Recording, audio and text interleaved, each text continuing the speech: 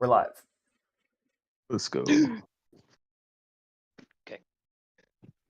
So has anyone got an intro? I mean, Hello usually there. Lucas, right? Yeah, last week it was Cody, so I wasn't sure if he was going to do it again. Hello there, I am Straw Hat Lucas, helmsman of the Last Ark. Sadly, not on video this week because I'm having some internet issues, but I am joined today by the main man himself, my co-host and brother-in-arms, SSJ8 Cody. Cody, why don't you introduce yourself to the audience a little bit? Hello there, everyone. I am SSJ Cody. It's wonderful to be here on TLA, the Last Ark YouTube channel, live with Chadmirals on our podcast. I am the special grade sorcerer, legendary Chadmiral himself. You can find us here on TLA every week, but I want to let my boy, the rear Chadmiral himself, spit his flowers. vexyz, how you doing today? Yo, what's good? It's your boy vexyz, the twerking legend. Rear Chadmiral reporting for Booty. Glad to be here as usual. Super hype. I love Chadmirals. I love TLA. It's always a blast spitting with you guys. Love you, Vex. I love you, Cody. It's going to be a good You're pretty episode. alright, Lucas. No, I'm Yeah, kidding. No, I'm kidding. But no, yeah. Anyone got any topics we want to dive right into while we wait for our fourth this week? I have a hangnail. Do you guys want to talk about that? No, I'm joking. No, I'm good, but that sucks. Like, I hope you does. get through that, brother. Yeah, Yeah. it totally does. Anyone watch any good anime this week? Bro. Oh my god. I mean, I'm just gonna keep talking about Freerin and Ancient Magus Bride Season 2 Part 2 because they're both amazing, and Ancient Magus Bride continues to emotionally devastate me. I was in shambles when I watched the most recent episode. I don't want to spoil anybody though, but watch it. It's fucking good. Oh, excuse my language. It's really good. Super good. Super! Hey, No, twinsies. it's ridiculous, man. Like the depth and like just like watching this one character that I really related to just go absolutely through it in the worst way, man. It's rough. It is. I'm feeling things, man. Did you cry? It made me cry. Like I mentioned it last week. It made me cry like 2 episodes back. I didn't cry in this most recent one because I don't know. Like it was like there's a lot of other emotions going on as well because like there's like twists on top of twists on top of twists, and I am now past where I read in like the manga like many moons ago, and so I have no idea what's about to happen, and it's like scary, bro. Like it's a really good story. Highly recommend it. Like Well, fuck I'm yeah. gonna keep saying it. I mean, heck yeah. Cody, what about you? You watch any good anime this week? I'm weekly with the Jujutsu Kaisen. It's hard to talk about it. Just tell him it wasn't that bad. That's the quote. That's the quote she said. That's the quote I'll tell you all. It wasn't that bad. Oh, Yep. goodness. Yeah, it was, it's really different knowing that, like, it comes up in the manga for me, but somehow the animators and, like, the people working on the staff with, like, music and the scores and everything, like, the audio directors, like, really, like, elevate the scene for me. Like, I almost just, like, spoiled y'all, but I was like, I can't talk about JJK yet. We're getting there. Y'all are catching up. What else have I watched? I think I watched, no, I don't think I watched anything else for anime. Can I watched speak the a new little Death bit more Battle. on? Nice. How is that? Goku vs Superman 3, and I not was like, gonna. I know I saw the first one. I haven't seen. I didn't like. That's crazy. That they I think keep they're biased doing. towards Superman. So am I. So it's good. Yeah, that's fair. I am. I mean, It's like Stan Lee always said, man. The winner will always be whoever the creator of the content likes the most. see, they did a really good job, and I mean, they wanked Goku as hard as they could. They gave him all the forms from Xeno. They gave him all the power ups he could have from Super Dragon Ball Heroes, from the current manga, and like everything. And then they took the newest Superman, which if you guys aren't caught up with Superman, this new Superman is TLDR. He's every Superman from like Golden Age onwards meshed into one guy who's had all lived experiences and the same power set.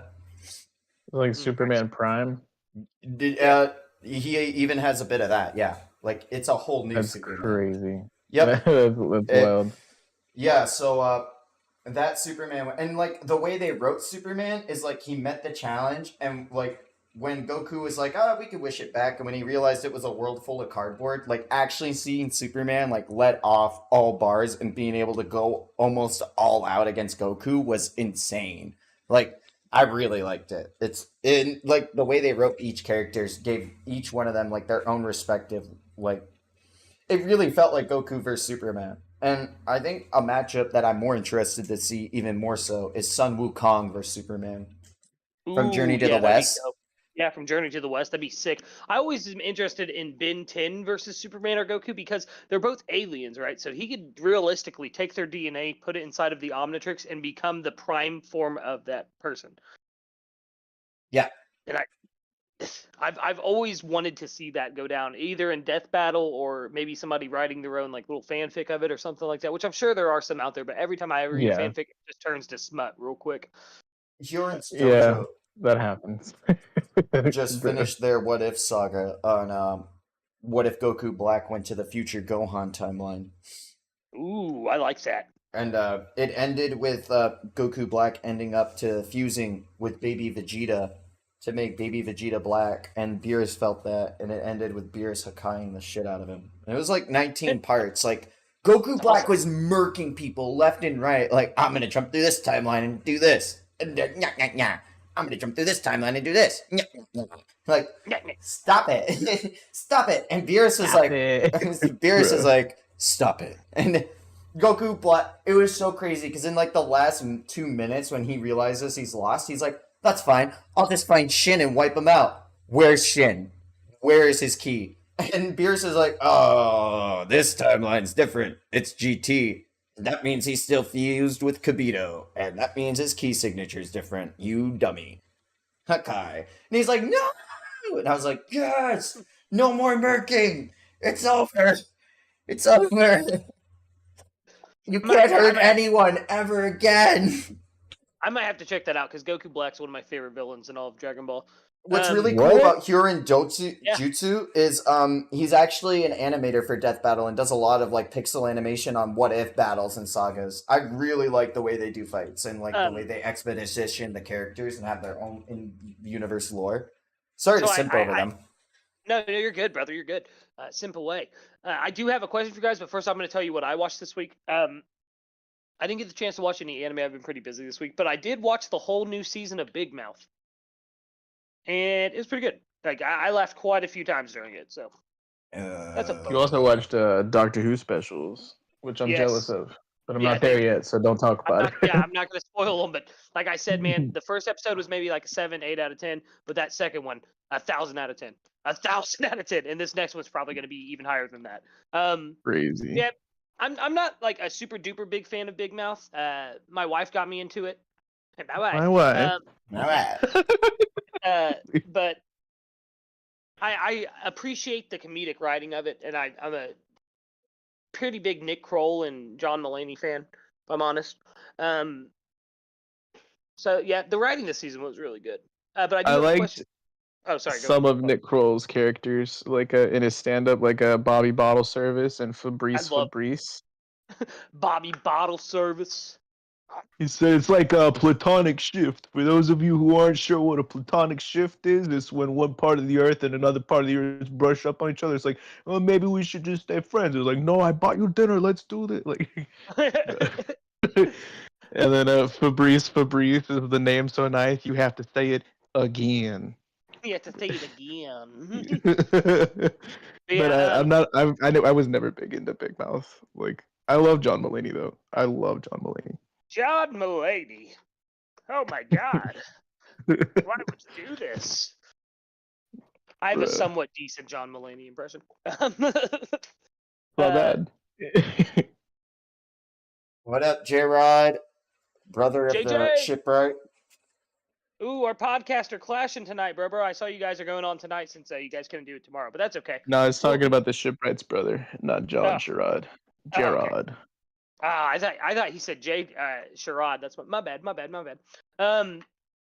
But yeah, I have a question for you guys because Cody was bringing up what if scenarios and stuff. Are there any good One Piece what ifs you guys have? No. Okay, love this conversation. No, I'm kidding. Oh man, yeah, like one that I've seen bouncing around a lot is like, what if Ivankov got, got the Seiryu, the Azure Dragon. Mm-hmm. I like that. And I like that a lot. that just can you imagine like a dragon, like but with just a gigantic face, just death winking instead of Boro breathing? Like Well, Ivankov wouldn't have such a big face unless they used their hormone fruit. Because yes, Not they true. originally did. Yeah, because No, they say we in have- Impel Down that they've manipulated. we have no confirmation that so we don't have confirmation that Ivankov had the horm at God Valley, but we saw Ivankov with a giant face still right That then is and true. there. That is true. Definitely they definitely had a big head. I think the one that I always see is what if Luffy saved Ace at Marineford, but I feel like that would just it derails the plot so much that I'm not sure the time skip would happen like it did if he survived. Like Ace is one of those deaths that it had to happen for the story to progress the way it did. I like the Will of Dreams. What if the dragon did something? Yeah, what if Bruh. Dragon did anything at all? I saw the funniest thing in the Chibi Girls server. Hime posted, like, can you guys believe we're getting GTA 6 before Dragon does anything in the story? And I'm like, oh my god. The slander is so real right now, and Yeah, I guarantee. I'm gonna we hold all of my shit because I'm gonna be in stream tomorrow with her, and I'm sure we're gonna air it all out. But yeah, Listen though, I guarantee we get Half-Life 3 announcement or Portal 3 announcement before Dragon does anything. my body is Reggie or whatever My the body meme is is ready. from like a decade ago. But yeah, like Reggie Fils-Aimé, the god of Nintendo gods. Yeah. I just remember like it showed like Reggie Rock as like over his face, like my body Yeah. is Reggie. My body is Reggie. But Cody, do you have no, any other what if scenarios from anime? Like any anime that you like to spit? Yeah, I have a bunch of Dragon Ball what ifs. I have a bunch of Let's Naruto go. what ifs. I have a slew of what ifs, but One Piece is like the one I refuse to touch with that braid because then I get That's into fair. power scaling and then it's like I'm not power scaling One Piece. I live by the Nextaku creed. I don't think you have to power scale just to think of what ifs. Because then it's I what see what he's character saying, would beat which character and how would they progress through the yeah. story and how it would affect the greater narrative of the world because One Piece has such a giant scope. I don't think I could do it. But with Dragon Ball, I could like turn my brain off and be like, dang dog, what if Goku just said, yeah, I'll come back and like did it and like fuck off after Cell? Like what would those 7 years with Goten and everyone be like? Like how would the training dynamic focus from like Gohan going to school and what if Goten actually got to spend time with Goku? Or like a different timeline scenario of like what if Majin Buu beat the bad side and everyone had to deal with a good Buu and then Beerus showing up and like Buu like actually like having control over his powers the same way he demonstrated before the Tournament of Power? That would have been cool. Dang dog. Like I have a lot of cool Dragon Ball what ifs. Like what if Goku and Vegeta changed their genders? I'm kidding. Yeah, dude, I love that. I'm not gonna lie. It's one of my favorite. It's one of my favorite what ifs you've got. My favorite Dragon Ball what ifs that I've come up with is what if Emperor Pilaf got his wish in Dragon Ball, because that would change the entire story of not only Dragon Ball but Dragon Ball Z and Super as well. What if Pilaf adopted Goku instead of Gohan? Like I told you, I'm like Dragon Ball. I turn my brain off and I'm like anything can happen because Akira Toriyama feels like a. Whenever I read Dragon Ball, whenever I'm doing a reread or whatever, I always see it as like an impromptu D&D session almost. It's like he kind of keeps up with everything and he has like setups for stuff, but like the more he goes along and like hits you with like those long callbacks like from long ago, it's like super crazy. Yo, Terrible TJ with a membership. Thank you. Like D stream. TJ, I loved your little garden video. When you did the little pew pew, I hit the floor. I want you to know I had vexyz open TikTok and I was like, have you seen TJ's new TikTok? You gotta see that. I'm laughing. Like, Yeah, that was shout really out funny. to my guy, the Little Garden, member for 7 months. We love you. We love you so here. much. And major shout out to 3-Day Trip for showing up. The best and mod showing out ever, and the best being mod of the amazing. last arc. We love you 3-Day. The best goat W.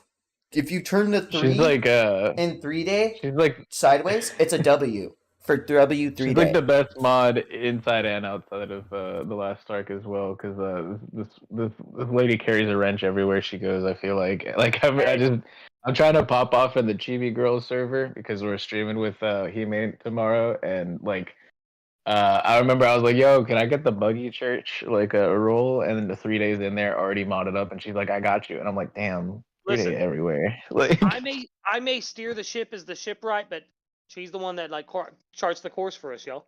Best navigator we got on the last arc. The only navigator we got on the last arc. The wonderful, wonderful 3-Day. Shout out to Dastard as well. That's my guy. Duran was good. Thank you for showing up. I'm seeing a lot of goats in the chat.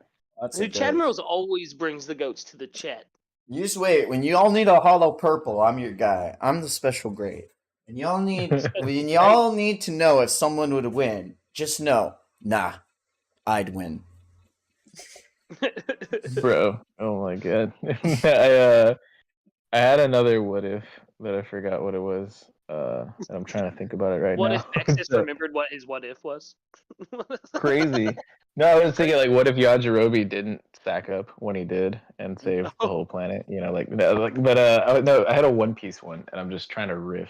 What if they brought Until I Raditz can back? remember. That's probably one of my favorite what if series. Shout out to Masako X of the Dragon Ball community, but he has like this 30-part series of what if Raditz became a good guy. And one like, of the best. oh, it's literally so, and like the fan manga that he dubbed for it too, so good. Like, I absolutely love the Raditz storyline. It's one of my favorite, and I wish like it got exposition. Oh, what if Tree's messaging me to bring him into this call? Can y'all make No, sure I'm keeping an eye on it, brother. Don't worry. I have a new mention. Okay, it's that. Yeah, no, I'm literally looking at the normal like VC like right now. Don't worry, brother. I saw got you. I saw the one notification. I was like, you guys don't think he might. What if One Piece didn't get amnesia? Yeah, okay. What if no? What's another really good one?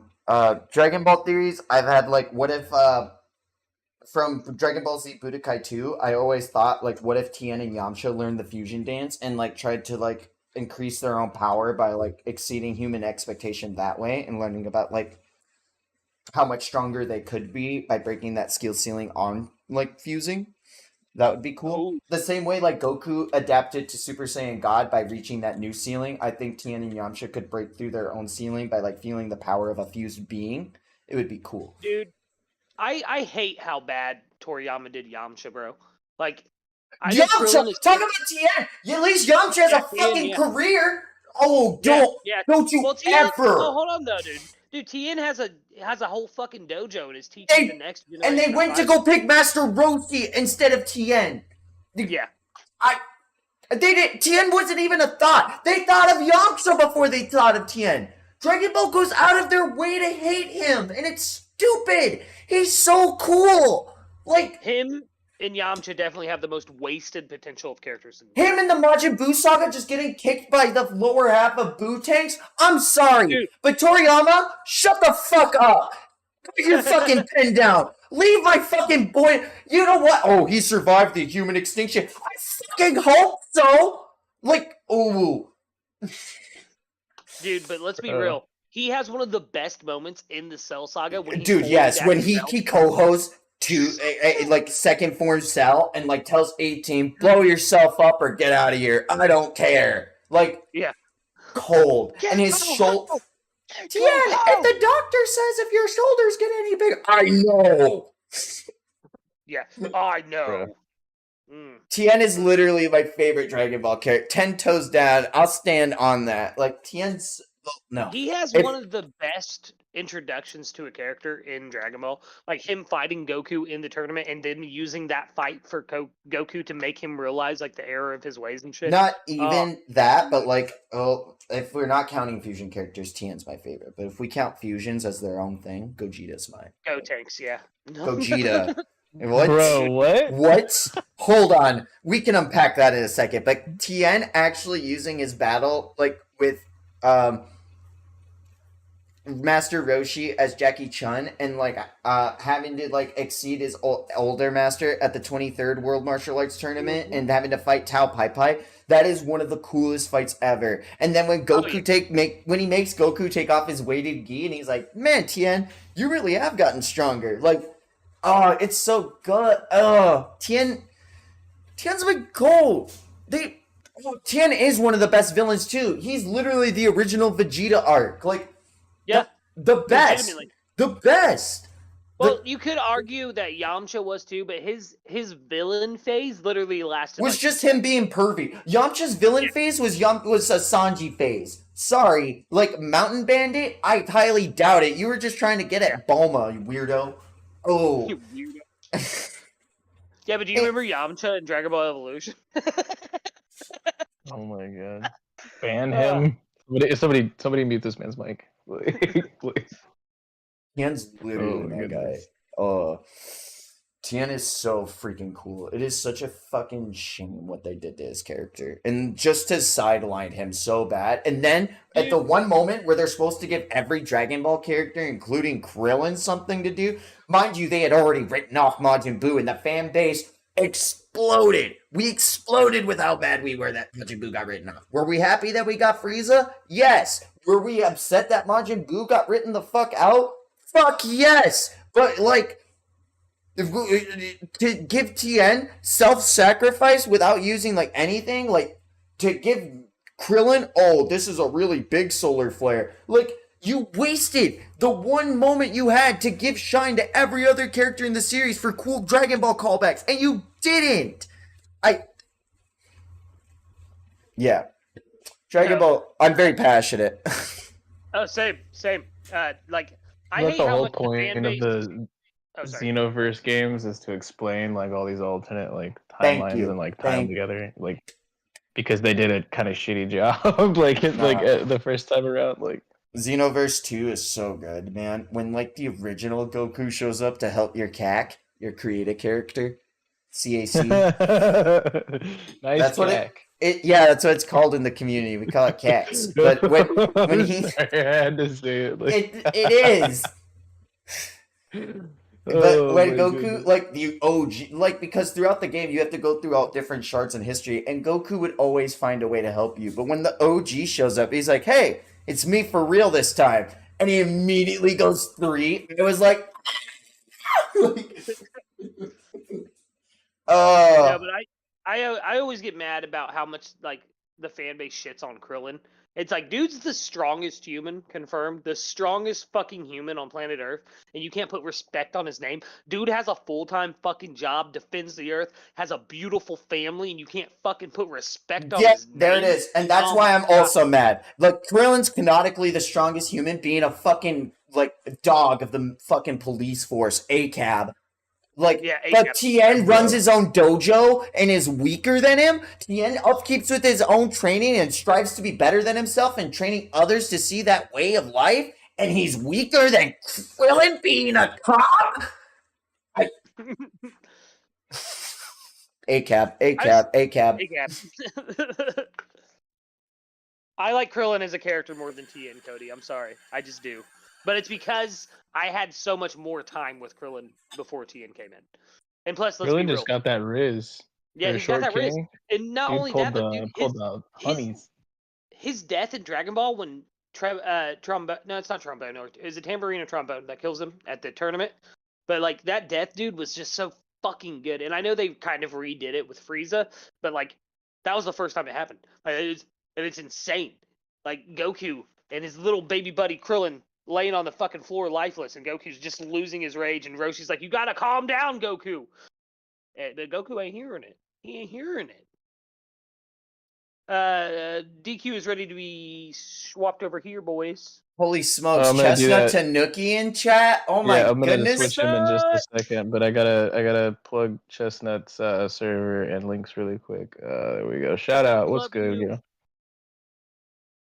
And then I'll grab Dylan in just a Really? second. Everyone must have felt my passion for Dragon Ball, because man, I don't even I'm sorry for that, y'all. No, dude. No, spit, dude, because you're right. Like, TN got fucking shit on, dude. Get shit on! But, like, TN got shit on in the series. And so many great characters from Dragon Ball. Yajirobe, Kurin, TN, Krillin. What was like, up they with all the get end of the shit. Goku Black arc setting up for Oh. Trunks' like new Tree's here. What up, Tree? We gotta let him spit. What The up? best dude in the man. Kawaii Senpai. Woo! That is my homie Ty. What is up, Ty? Woo woo. So what is What's up, up, Tree? gang? You were the guest. How are you doing? Sorry, I didn't mean to be so late. I had Taco John's for dinner, and it did not. Use your imagination. Bro, this is like the third time this Anyways. week I've heard you say something along the lines of, "Sorry guys, food got hands." Like, Food got hands. I think I have a sensitive stomach. To be completely honest. Yeah, maybe a sign that is true, my man. If you're getting tore up by food every like this often. might just be a glutton for punishment, you know. Every But, meal. Wolf, why don't you go ahead and tell the lovely audience where we can find you and where to watch you? Oh, hey, I'm TreeTheWolf. You can find me on Twitch. Twitch.tv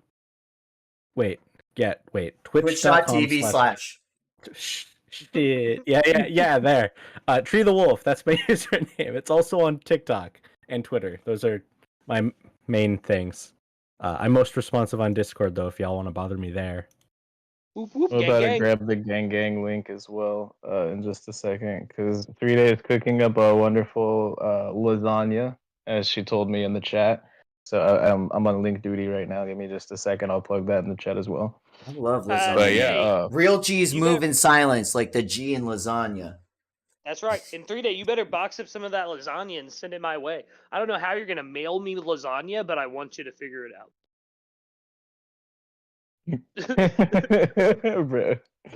Bro, being just absolutely extra, but I love it. Hey, man. You guys Hey, use look. cheese whiz or ricotta? Like, Ricotta, man. What do you mean? no, like Depends, what am I there's eating? people who use cheese whiz, and that's why I have to figure out like what kind of people you are. With like Yeah, Ritz no, crackers? If somebody hands me a piece of lasagna and it has cheese whiz in it, I'm fist fighting them immediately. Oh, in lasagna? Bro, Yeah, no like- way.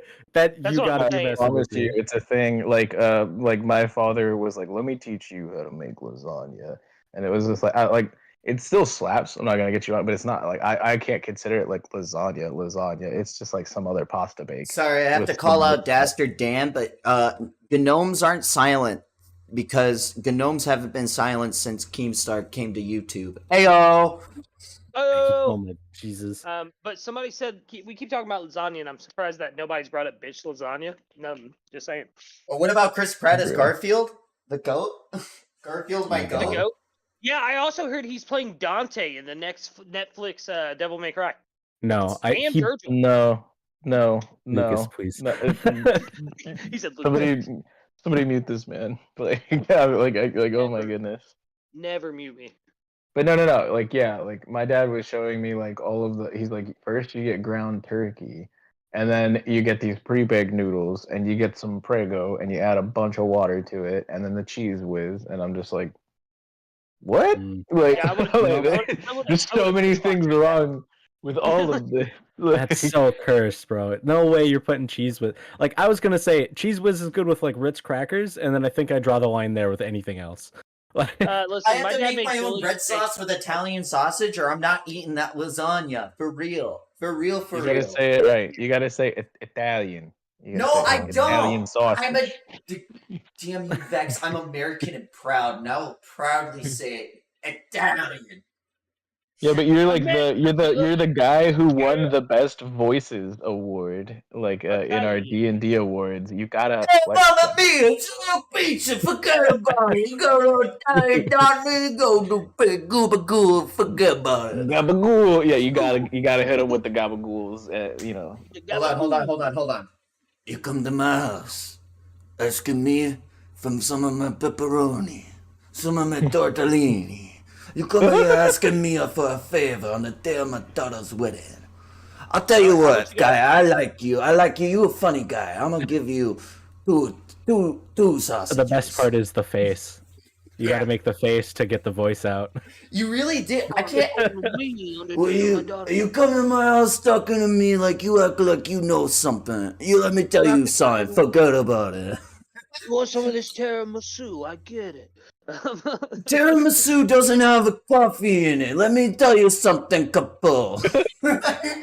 3-day. This is all for you. Of course, we're still talking about lasagna, and somebody mentioned the extremely goofy movie or whatever, and yeah, I had to hit him with the Leaning Tower of cheese. Yo, what's everyone's favorite cheese though? Pepper jack. Oh, bro. Pepper jack. Same. Oh, bro. Okay, But, like, so I have actually, a sweet spot for They most had this. Gruyere.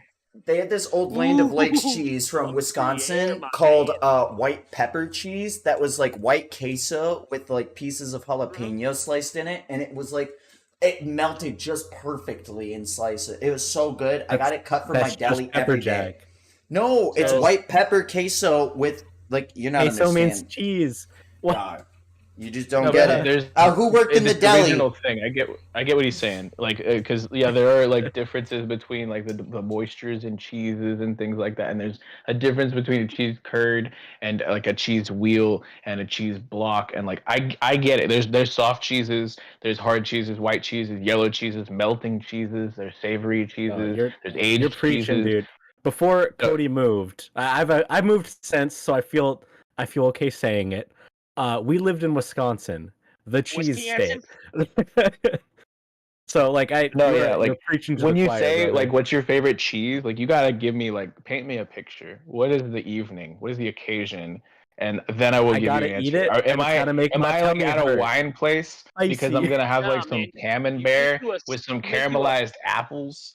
I And used to like, get but these if I'm cheese talking about curds from if I'm talking about tacos, like I gotta go with Jesus like Christ. Oaxaca or cotija cheese. Like you gotta get specific with cheese. It's so much like, and the passion runs deep. What's that advanced pepper jack called? It's literally just Monterey pepper jack, Jack. but it might There's be Colby Jack. There's Not Pepper Colby Jack. Jack, There's Monterey Jack, Pepper Jack. Habanero Jack. Ludicrous. Ludicrous. Yeah. No, oh but boy. here, Vex, let me paint you a picture then. You get yourself a nice salad. You maybe toss the salad inside of some Italian or Caesar dressing, right? And you lay down some nice feta cheese over the top of that bad boy. Ooh. Okay, if I'm using Caesar, it's not feta. It's got to be Asiago or shaved farm. Ooh, yeah. But- Get you some, or a nice raspberry vinaigrette. Okay, yeah, then I'll go with the feta, like for Yeah. sure. Or even like if I get like a soft What's white your cheese with, charcuterie board looking like for Chadmirals? oh, bro, my charcuterie man. board runneth For deep. Chadmirals? Let me tell you, bro. like joints and blunts. Like, you need some summer sausage. You gotta have it, even though nobody really likes it. It's just essential. love You some- Whoa! need, Summer you need sausage water- is so good. You need water crackers. Like you Sweet need sausage. them. You You need sausage. you need to get like some pate and some like date spread and Sorry, like Lucas, do you say bro. saltines? No, I said sweet sausage. Okay, I was like, please don't it's put when you- saltines it's on when your. It's when you get drunk and go get a whole roll of sugar cookie dough and eat it. That's sweet sausage. No, I agree with TJ though. Blue cheese is the one cheese that blue cheese, gorgonzola cheese. It's too funk for me. Yeah, I can't same. do it. I can't. Like I like a strong flavored cheese, like Ooh. a full bodied cheese, a cheese with some nice to it, with like a little Blue bit of cheese like on a a scent. burger though, like on a cheeseburger, actually slaps. Blue cheese depends on the inside ratio. of a burger. Blue cheese depends on the Lucy's ratio, are so yeah. good. Juicy Lucy's slap, absolutely. But I prefer like a fondue type of consistency inside of that Mhm. Juicy Lucy. Like let that thing spurt. Let the thing spurt out on me. I chose my words carefully because don't cancel me, YouTube. But yeah, like I am passionate about cheese, and I'm passionately against blue cheese in most cases. Imagine went from lasagna to this. I just Dude. Spicy cheeses go bird around. Like I am Texan enough. Spicy. Your boy Vex is from Texas, and I've had ghost pepper queso. That shit hits. Oh my god, it's so good. But Scotch bonnets are where it's at because they're like the right amount of like through a high level of heat, but it is so flavorful. I love Scotch bonnet. Oh nah, man! I just found a picture of a pepper jack cheesecake. Oh no, yeah, you lost me there, bro. That's a big no. I'm also a fan of a good like mozzarella, like a good mozzarella though. Like So, you got Duran, so I will eat a moldy cheese, but like an Oh. Emmental or something like that. I just No, won't eat blue. No, man. I can't eat blue. I want to shout out my cat. I got my cat Boss a little cardboard couch for them. That is fucking amazing. They're chilling out. He or she looks so comfortable. She. They. She. Okay, I just want to make sure. Hey, kitty cat. Blue cheese dressing is just blue cheese crumbles inside of ranch. That's all it is. That is true. Just like buffalo sauce is just Man. melted butter and hot sauce. You know what's crazy? I'm gonna shout out Top the Tater. You either know what it is or you don't live up north enough in the States. What did you just say to me? No. Top the Tater. It's like I've topped a lot of things, but Yeah. No, I'm kidding. Bro, No, dude, it's so Give me a good. kumquat. Calm down, bro. This is what the audience comes here for. That's what the audience comes for. Chadmirals is me and Cody getting out of Pause? pocket. Fuck. Yeah. Sorry. No, man, look it up. Top the Tater. It's in that green container. It's sour cream. Or wait, hold on. I can't read. Sour cream dip with chives and onion. You eat that shit I with know like what you're talking about. Ripple waves. Oh, Yeah. Dude, no. There's this dill pickle sauce or like dip that they sell in that green container too. Shout out to with the Ripple TreeTheWolf, waves. Frontline Combatant of the last arc. I'm sorry, I had to do it. He followed me on Facebook. That's so funny. He's so upset. Shout out to Dill. Did you unblock him? I did. I was like, hey yo, take a wild guess at how many people I've blocked. And he's like, it can't be more than 100. You can find. I was like 12,164. And he, why do you block so many? I was like, they just look sus. So just the block button's too enticing. If only I treated Twitter like that. that's crazy. I've blocked one person ever in my life, and it's on multiple platforms. Yeah, if I'm on a social media platform where I feel the need to block more people than I interact with, I just get off the platform immediately. I'm just like, hey, it's not for me. It's just I blocked is like trolls on TikTok when like it's so if someone wants to criticize my content, obviously, yeah, give me criticism. I don't care. But if it's just you're just doing shit to troll me, I'm gonna block you immediately. Like I'm not gonna feed into it. I'm just gonna block you immediately and go about my day. Like it's stupid. Like I used to when I was reacting to One Piece initially on TikTok, people would like try to spoil me. I just block it immediately. Well, guess what happens in the next arc? This, and I'm like block, block, block. Oh man, I bet you can't wait until we finally get to Elbaf and Usopp finds the One Piece. And, no, but Tree. Before we got on to talking about lasagna and cheese and topping potatoes and stuff like that, we were asking about what ifs. It started with One Piece, and it turned into a big Dragon Ball discussion. Do you have any anime-related what ifs you wanted to? Y'all ever play Budokai Tenkaichi and play those what if scenarios? I already got it. Yeah. What if Bardock won? That's my what if. Bardock's my favorite character in Dragon Ball. Like man. Oh, look at that big stretch on the cat, dude. Yeah, big stretches, baby. Man, I want a cat so bad. I'm allergic. I have children Rough. that are just so young that they would torture the little thing, so I don't. It's better to just wait until they're old enough to know not to like pick it up wrong and things like that. That's fair. Yeah, put their finger in its eye and whatnot. Yeah. Throw it. I'm still trying to remember what One Piece what if I had, and I thought of like a dark one, but I don't know. Like, what if like Nami got the 5-day disease or whatever by the Kestia bug? Jesus Christ. And What died. if they didn't go to Drum and just went straight to like I don't know. That's like super dark. Would it really be that much of a loss? No, I'm joking. I'm joking. I Oh love that. my It goodness! was No, but just like a the joke. thing is like, what if like it was written differently and like Miss Wednesday, like who? Because like originally he didn't intend for Miss Wednesday to actually be the princess. He like planned for there to be a princess named Vivi, but he didn't plan for those two to be the same. What if some like legitimately Nami didn't Passed. make it and we got Vivi full time instead, like way back I mean, when? that's a pretty good trade. I ain't gonna lie. I love Vivi. Oh my goodness. Duran said, "What if Jaya was never shot up? That would be insane." We can cook on that in a second, but I got a shout out to Mr. Bushido 56 for the €2 super chat. Said, "Garp wife was Kuja. Why he chased them?" Yeah, I don't know about that, bro. Pause, please. Just sit down. Dude, sometimes Bushido's reading Three Piece, I swear. It's not a what if, but it's a potential like. Well, I guess it's a potential what if, not based on something that has already happened, but if it could happen differently. But looking at boss, my cat is getting into things. How do you guys feel about the similarities between like Norse mythos and Shanks and the potential of like a Ragnarok type event coming up being like an upcoming war in the world of One Piece?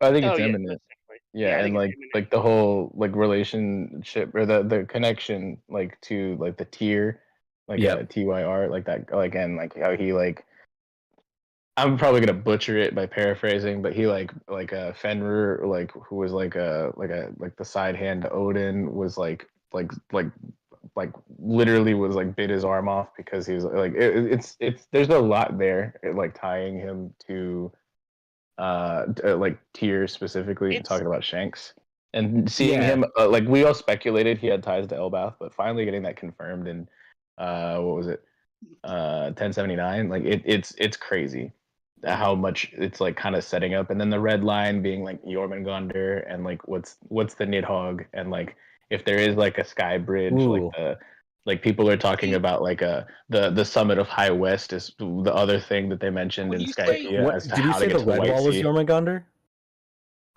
Yeah, like the red line. It's like a serpent that wraps around the entire world, oh, and like okay. if it's like That's really Ouroborosing and like interesting. eating itself, like that, yeah, I've seen it, and like that would So make sense as well as like why the giants are specifically trying to topple the red line. I've just seen a lot of theories on this. in line with like Norse mythos, Jormungandr gets thwacked by Thor back in time. Uh, what if the red line is a call in for Jormungandr? What do you what could that mean? Well, I You mean, it know, could be from the future, and it already got thwacked to the past for all we know. Like I don't know. Like if we Mm. really want to get tinfoil with Yeah, but it, maybe that already happened. do we think that Thor is going to be a character in One Piece, or do we think that Usopp will get Thor's hammer?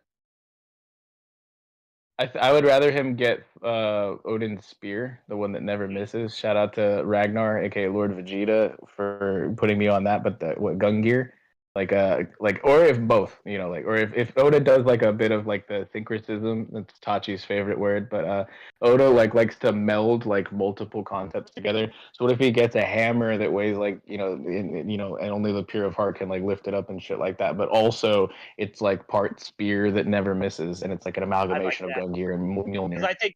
I think that Elbath is definitely going to be like an Usopp arc for sure.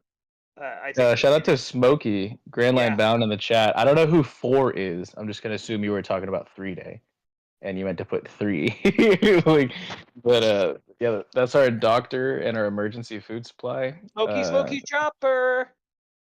Killing it lately on the shorts game. Yes, you The have, grind. brother. I love you so much, Smokey. But I don't I know. really do think that there's a lot there as far as connecting them, and Yeah. I think like none of them are my original thoughts. Like I've just kind of amalgamated a lot of other things that I've heard people say from theory That's videos fair. from like half a year ago, and like just random like late night VC ramblings and stuff like that with some people in Ragnar's server and in TLA.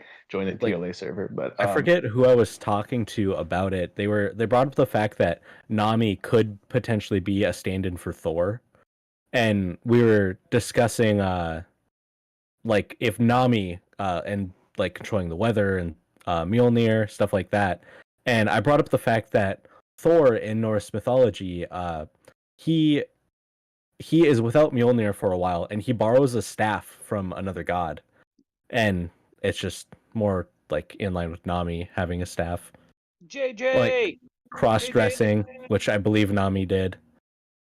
yeah, and I mean, yeah, like when Thor cross-dressed as like he was like that was a whole persona, right? Like Freya, like where it was like Thor just dressing as a lady, and that was like a like I think there's definitely ties to like, and it's crazy because Nami it has like a lot of like Sun Wukong ties as well, like having a cloud that she can like ride on, and like now she has an extending pole as well, like Mhm. I got giving me mad like Goku and Sun Wukong vibes, but but yeah, like it's crazy that like I don't know if Nami needs more in her bag is like as far as like the mythological ties is what I'm saying. Yeah. That's fair. Yeah, I like that. It was just something that I figured to mention, food for thought, since we're on the topic. Oh! Will of Dreams bringing up Burka and Asgard, Elbaf, and all that.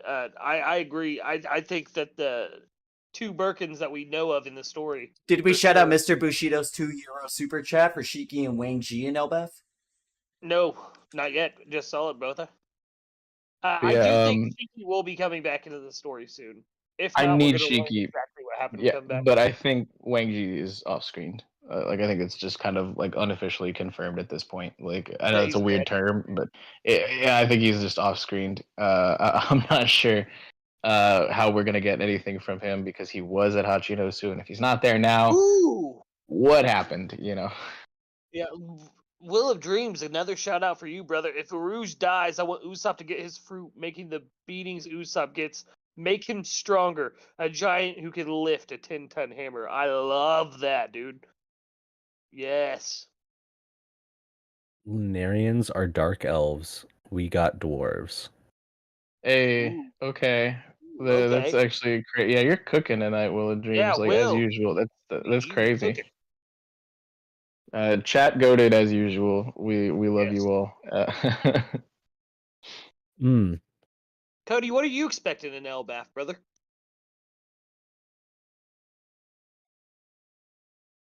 I am Like and expecting subscribe. I'm expecting Blackbeard. Mm-hmm. Every arc, more Blackbeard. Say ha ha. No, actually, I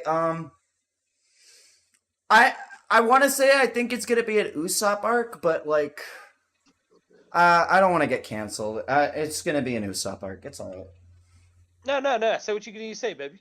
I thought Frankie's arc was gonna be Egghead, but the more Egghead progresses, it feels like Oda keeps ramping up and like making it more and more bombastic and more than what it is, and now it's more of Kuma and Bonnie's and Vegapunk's story than like Frankie.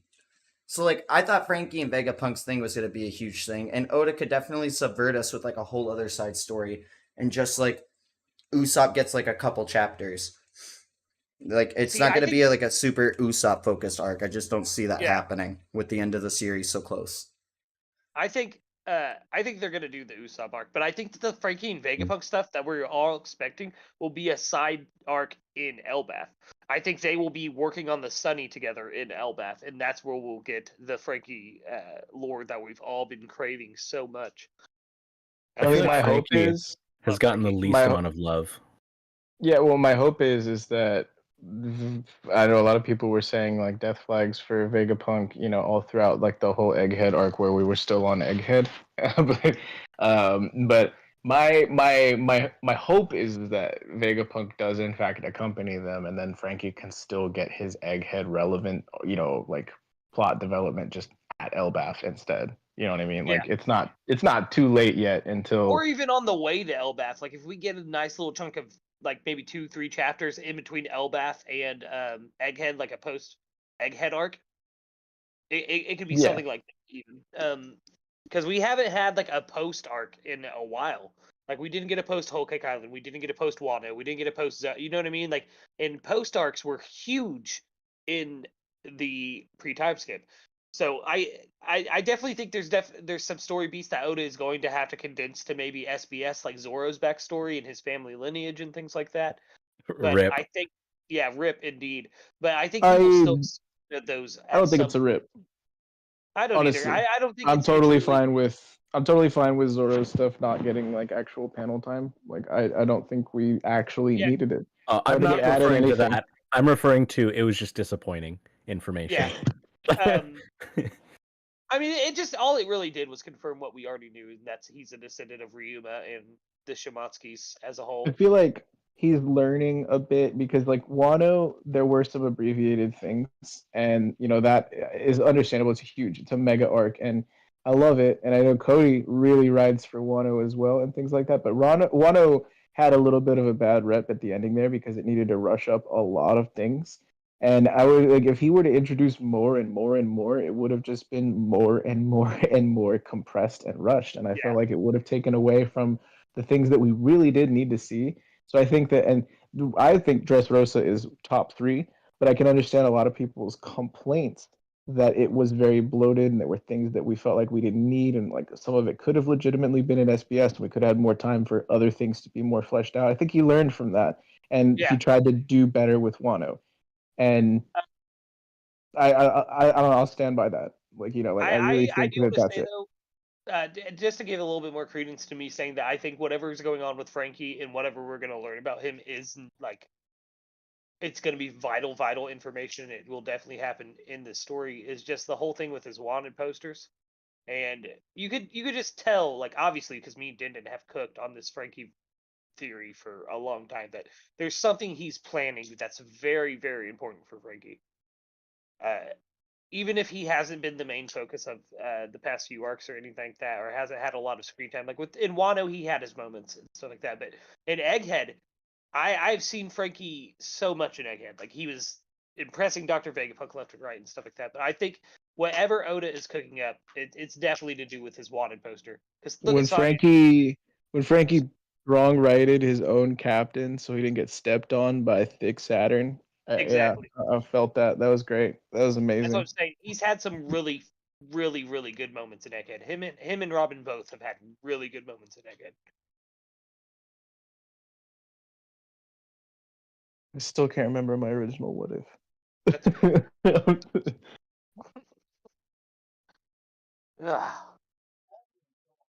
But now, Tree, you've been watching anything else in anime recently? Like with what we kind of opened up with as well as just talking about what we were watching this week. Hold up. I just thought of a crazy what if. What if Shanks didn't lose his arm? And at Marineford, since he had both of his arms, Mihawk wanted to fight him. Ooh, I like that. I feel like they would have continued dueling many, many, many times up until we got there. So, like, Marineford, maybe, I don't know, maybe Mihawk didn't still have that title. Like, before we ever got to that point, you know what I mean? Like, because if the duels were so legendary, and then he stopped, like, what? This was like 9 years ago or whatever. Whenever, yeah. So like, if that all happened, like, it would have been continuous duels for 9 years building up. Like, there's a lot of different times where that rivalry could have ended, and one of them might not have been in the current story. Yeah, because let's be Or real. Marineford to play out. Shanks would have been like divine departure. Like, to be fair, he didn't need both arms to throw that out. Yeah, exactly. That's what I'm saying. Like, a 2-arm divine departure.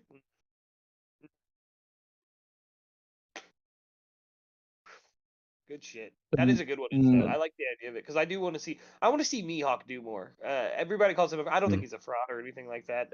But I want to see more. Are we talking about the most recent chapter? Oh, we can. We can. We have not yet, but we can. Shout out to my boy Dragon, who's never actually. He's not my boy. He doesn't deserve to be called a fraud anymore. That's what I feel. Yeah, I don't think he deserves to be called a bum father either anymore, because it's Yeah. clear that he misses and wants to know Luffy so badly, but he So- can't. Yeah, he is an. I was talking about this last night. He is an absentee father. That doesn't make him like. I mean, by definition, he is technically still a deadbeat, but he's not a bum. He's not a bad No. guy. You know what I mean? But He he is wants to be with absolutely. his son. Yeah, he wants As to I be he feel with is his son. absolutely an absentee father, that doesn't make you a bad person There's Yeah. a large difference in this context. I can't see. You cut out, brother. You cut out, Dylan. Yeah, see what happens when you mess with chords? Bruh. This won't happen while I'm fiddling with it. Oh, nuts. No, I was resetting my cord back up. Sorry. I was saying that there's a massive difference between I don't want to see you because or I'm not going to see you because I don't want to see you, and I can't see you because it's to protect you. Like that's Yeah, very that's a different vibes. huge difference. Huge difference. Or even I want to see you, but I'm unable to. Like Yeah. it's Well, I mean, you got to think about it. Go ahead, spit, Cody, because I know you got like you articulated almost the identical thought as me, like when we were talking about last night. So spit. No, I'm good. I think I've been the ride or die that dragon is a fraud, and y'all should be allowed to spit and dog walk me right now. Absolutely. I mean, you literally said something last night that was a little bit to the contrary of that, but that's Those were in private You're- VCs. I don't think those need to be aired out to the public for like. Well, Dang. all right. No, Well, cool. boss, please don't go that way. I'm the ride or die. Dragon is a fraud, and this chapter proved me wrong. Like that just Oh, it is dear. what it is. I just see it the same way that the whole Ace and Roger situation was supposed to play out. If Roger didn't want his kid to be persecuted at birth just for living and things like that, and like the whole Marineford significance there. And I know Tree, you really ride for Ace, and He like can't hear you it's a right lot of now. that. Yeah, he could watch He- the VOD. No, He took his no, but, headphones off. Sorry. If you want to go now, he has them back on. I'm sorry. My cat was being a menace, so I had to get them.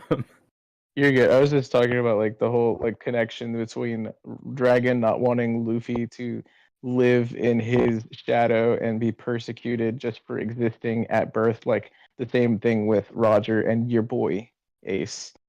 It's a very very understandable sentiment, and knowing now because we've never really seen like a truly emotive dragon. We've seen a pensive dragon. We've seen Yeah. but He now we're kinda actually snapped at getting Kuma. we're getting that context that like he does have actual passion. It's not just some like passive like disconnected but still like somehow like it's actually like something that he considers his weakness. And I'm very interested to see the officials drop so we can get See, the full context on that. That's what because after reading this chapter 2 and reading that moment with Dragon, and I know we've been selling on the Dragon thing when so much other like crazier shit happened in the Dragon chapter, but seeing that and then thinking back to when Ivankov was like, that's why he was always looking to the east. That hits so much harder now. Like so much harder because he's sitting there and he's longing for that relationship with his son. Which, as a Wow. father, like that shit hits so hard. It's insane, and I think Kuma, once Dragon said that, and by that point he had to have been, Bonnie's father. So it meant more to him. And I feel like a few weeks ago I was talking about this.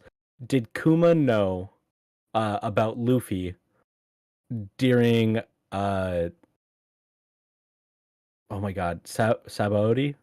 yeah, Yes, Where he the- knew at Thriller Bark. He said at Thriller Bark, like, so this is what your son, inspires or whatever. Whenever Zoro was flexing for the nothing happened moment, he Right, yeah. literally knew Hold in up. Thriller Bark. Not and I gotta. okay. I was more so referring to knowing about his fruit. Oh, Yeah. Now he does. I mean, now that we've Well, got this, like Cody said a few weeks ago, man, reading the Kuma flashback makes Sabaody hit so much harder. And now that because he had to have known about Luffy's fruit because he saw him do the battle axe. Yep. I mean, yeah, and he did describe to Bonnie, That in the yeah. most recent. It's like he's able to like stretch his body and do all, and like so yeah, like that whole the context of Bonnie knowing it's through Kuma, so Yeah. Kuma would have absolutely known, and maybe not for sure, but would have had a huge hunch. I'm thinking, right? Yeah. Yeah, it's interesting, like having those questions like a few weeks ago and having them answered after a very short period of time Yeah, is we're used to cooking for like 100, feels like he nice. lets us marinate for like 100 episodes or chapters before we get like the full payoff. Like, yeah. Speak of Bonnie, oh my god. Yeah. Oh my god. What, do you My think her full fruit's or- named wrong? Like I don't think there's a fruit. Like I've heard a lot of people talking about it. I don't. I think this is more like a papagoo situation. She just wills this to. She's like a whole nother level of conqueror. I think. whoa. No, I think it's a fruit. I've heard those theories, and while they're fun to think about, I think it's a fruit. Willing yourself into the ability of speech is one thing, but willing yourself into having the powers that Bonnie has, I don't see it happening. I think it could. Like, I mean, and we it could, saw but in not only panels. anything's we possible right now. But we saw like last chapter, the chapter before, like very recently, that it was confirmed that she ate a fruit. No, yeah, they we didn't see her specifically eat we it. never saw her eat a Just fruit, saw and the aftermath. specifically people were like, when would she have gotten this? It could be this. We never got a confirmation though, and specifically she was locked up in a church the entire time with people bringing her food and things like so like there's a question as to like how it would have gone down, and we never get confirmation. So Someone was yeah. trying to I put think there's a reason a it's hit left out on Bonnie, age her like up. open ended. Oh Um, man. but no, it's most likely what had happened if it is a devil fruit. Let's say it's a devil fruit, like I think it is. She was brought some fruit, and then like we saw on Punk Hazard, one of them became the Toshi Toshi no Mi or Age fruit, and she didn't realize it and ate it. I still That stand said, true to. Do you think it was named wrong? Because yeah, I mean it could be. There's been a like, lot of mythical zone reveals. or So. are we naive for thinking age as in age of how old someone is, and why couldn't it be the the age of void, the void century, or Yeah, a future age, yeah. and like that kind of a thing, and being able to peer into potential futures and pull from them. I just want to say, to flex my own, toot my own horn, that during our TreeTheWolf stream a few months back, I straight up said that I thought it was the time fruit model age or something like that, or age manipulation or something like that. So called it. Well, so I mean, we've never seen models of fruits outside of Zoans. So like, yeah. but for my own One Piece D&D things, I wrote a Devil Fruit Encyclopedia 2 years ago, and I specifically called it the Toshi Toshi no Mi, the age fruit. And I have Google Doc that is dated to 2 years back that has that written on it. Let's go. But yeah, like that's it is kind of predictable with certain ones. That So was that was kind of easy. I realized my mic cut out, but I don't know when it cut out. I was like, I was popping off a little bit, so I don't know when in that mass of words that He's I'll just asking run you it guys back what then. the last thing he said was, but he's trying to do it Yeah. in like a really weird way. No, just say the whole thing. Like it's Just cool, say the whole right? thing, because we don't know when you cut out. Oh man, shoot. I was saying like age as in void century, like that age of time, Oh, or future age, and being able to pull from future. And it's not age as in like how old is someone. like It's age as in, yeah, like an era fruit, and pulling from a future era that a potential future era, and pulling that into current day. Like maybe we're naive for thinking age as one way instead of the other. No, Did that's that not come actually through at all last no. We time? got it. That's crazy. Yeah, Okay. that is crazy though. Like I like that a lot. And yeah, like I like because some people were saying it could be the years fruit, and I'm like, no, I don't think it's that. I think it's specifically the age fruit. But in that kind of context, that's very Oda, I think. That's like super Oda. Um, but again, like I mean, if it is a devil fruit, like I'm more in the ballpark that like people were saying, like devil fruit are born through desire, and we Yeah. got specifically panels of her really, really, really wanting to get to the age of 10 and really, really wanting these things and saying like this and this and this. And it's like Oda really went out of his way to kind of frame it to where we saw her desire Yeah, really I think played out. that probably did. Like I said, I definitely think it is a fruit, but I think that's what played into is that maybe she willed that fruit to Oh spawn my in front of her like that. god. Yeah, that's a really good idea. I think I can subscribe to that. Having such a strong desire and forcing a power out of thin air from that, and like who's to say that that fruit even existed before her, and that it didn't, those powers didn't come to her, and after she passes, a fruit will continue her will, her desire. Like that's I can subscribe to that idea.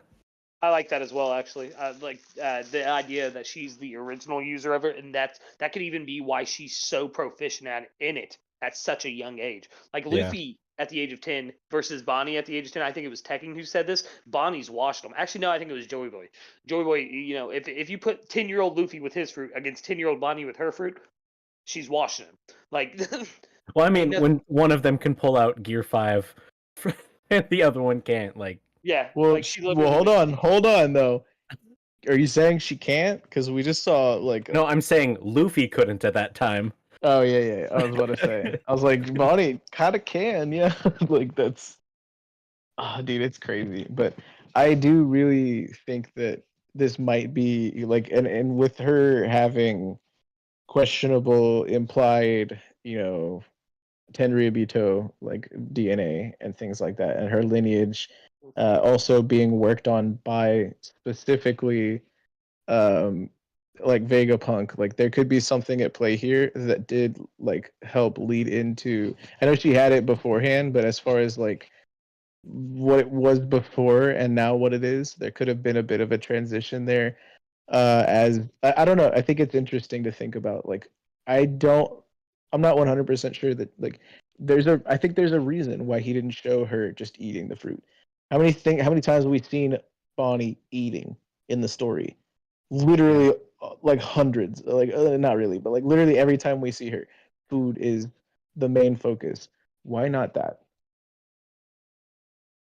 So that's why I'm like really in the like in the whole boat that she might not even have a devil fruit.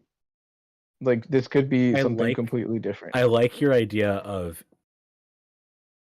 she didn't eat a devil fruit, but I think pairing that with Lucas's idea and coming to the conclusion of like her own will gave her those powers, and when she passes, that devil fruit will be created to carry on that will. Like this we've had a lot of stuff showing us how are devil fruits made and whatnot, like throughout this arc. Heck, even like before this arc, like a lot of stuff like weaving into the ideologies of this kind of a thing. And who's to say that we aren't finally being shown how it actually happens instead of being told how it happens, you know? Yeah, I think it would be very Oda with the whole show don't tell kind of thing, where like and we this has been like a lingering mystery in One Piece for I'm sorry, so long. but that's exactly what I was going to say. Oda's a master of show, don't tell. So if he's not showing us there is a reason, I just think for sure it is a devil fruit, but she might have willed it into existence for Yeah. herself.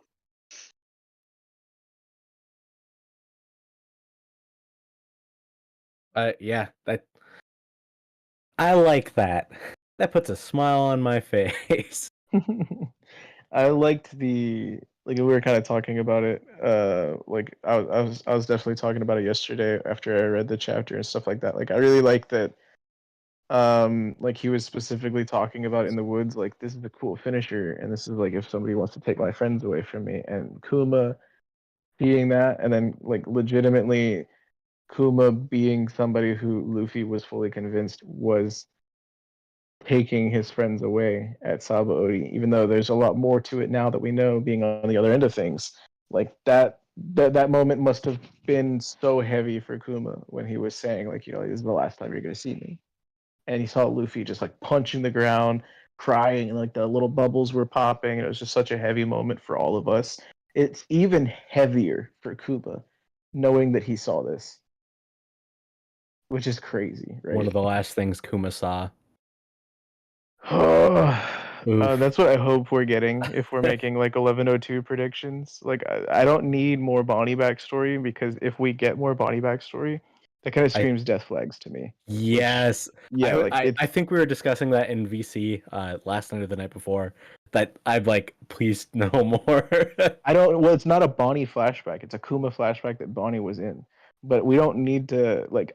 I mean, it's cool. I hope we get it, but I don't think we need it right now, because that's just gonna scare the shit out of me, bro. Like, but this is a Kuma flashback, and we're seeing Kuma start to be siphoned out of his own, like his sentience, his like agency, his, you know, humanity is being slowly drained out in like 6 more months. I need to see. I hope we get to see the Thriller Bark, like his side of Thriller Bark, but I need to see his side of Sabaody and why he defended the Sunny for 2 years. Have you guys? I thought he heard- asked Sorry, go on. Vegapunk to request that he defend the ship. Yeah, I need to know why. I need more context to it. I need because that's like, I don't think we're fully done with the flashback. I wouldn't be mad if we pick back up and boom, see Egghead, see Straw Hats again. I miss the Straw Hats. I need to see what's going on with all of that. But maybe by that time he was convinced Luffy was Nika. Like, I just looking to protect the beacon of hope that was there for him growing up. You know? Mm-hmm. Yeah, I mean, that's definitely something it could be. But I don't know. I need to like.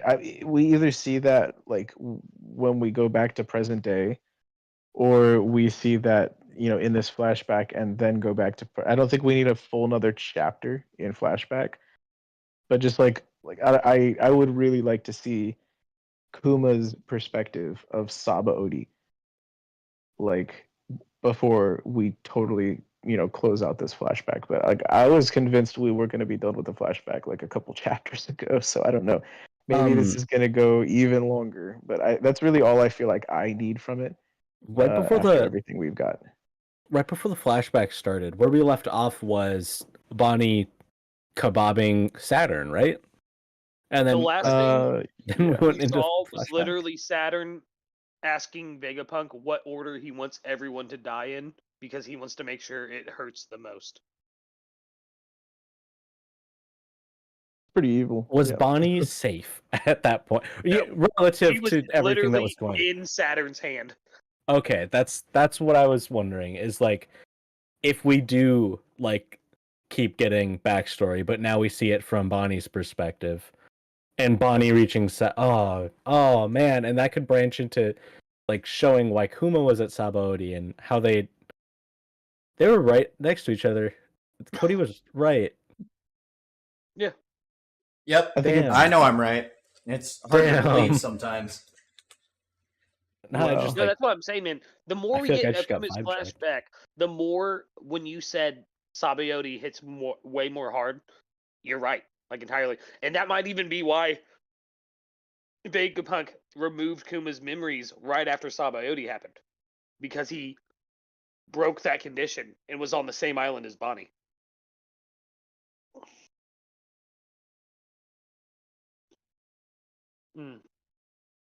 So, with his memories, do you think that memory bubble is gone now, right? We're all in agreement on that. Like, Bonnie took that bubble into herself, like Kuma extracts and then takes the things into himself.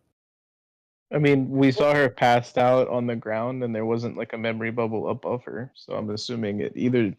Yeah, I'm pretty sure it'd be cool if like it popped and some of the memories went like out into the atmosphere and some people got. But like, no, I'm pretty sure. Yeah, she got all of that. Okay. I was gonna say, otherwise, what are the odds of returning that to Kuma? I don't Very- think that. I don't think it's possible. Yeah. Emphasis on the paw. No, I'm sorry, but no, I think that, but somebody commented on Dak's live reaction, and they were like, I really hope that she got to read all of the letters when she got the bubble because she never got them at the church. You know what I mean? And that is, oh, dude, that's so heartwarming. Oh my goodness. Because she never got any one of those dear Bonnies, not one. But in that memory bubble, she could have gotten all of them, and that's so heavy. Oh my goodness. Flashback is crazy, man. Yeah. Like, is this like I gotta ask Cody because I wasn't current for it. Is this how the Odin flashback felt like when that was going on week to week?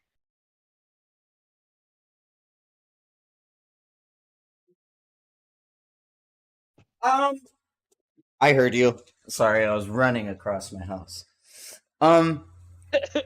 This flashback, compared to most other flashbacks week to week, it's definitely hitting in such a different way because a lot of the lore is getting a lot of the lore that we've waited, like you said, for it to stew is getting expositioned on, like the dragon reasoning, why Kuma had all the reasonings to send them to where. Like Kuma's backstory is one of the ones like I'd say it's similar, but like in a way, this is a lot more somber. And instead of being hyped to see, oh boy, where else in the world are we gonna go else?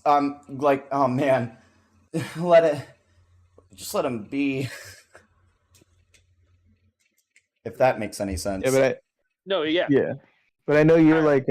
like a ride or die Odin fan, and you love Wano and stuff like that, and so like you were actually week to week for that. I wasn't.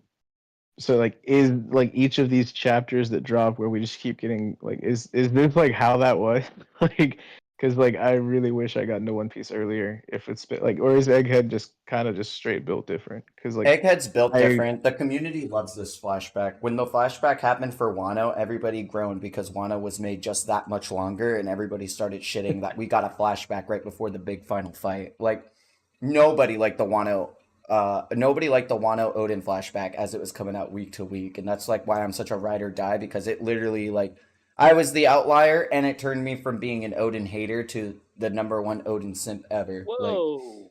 Can Yeah. I People say didn't something? like that flashback back week to week. that's 1 second, I'm crazy. out.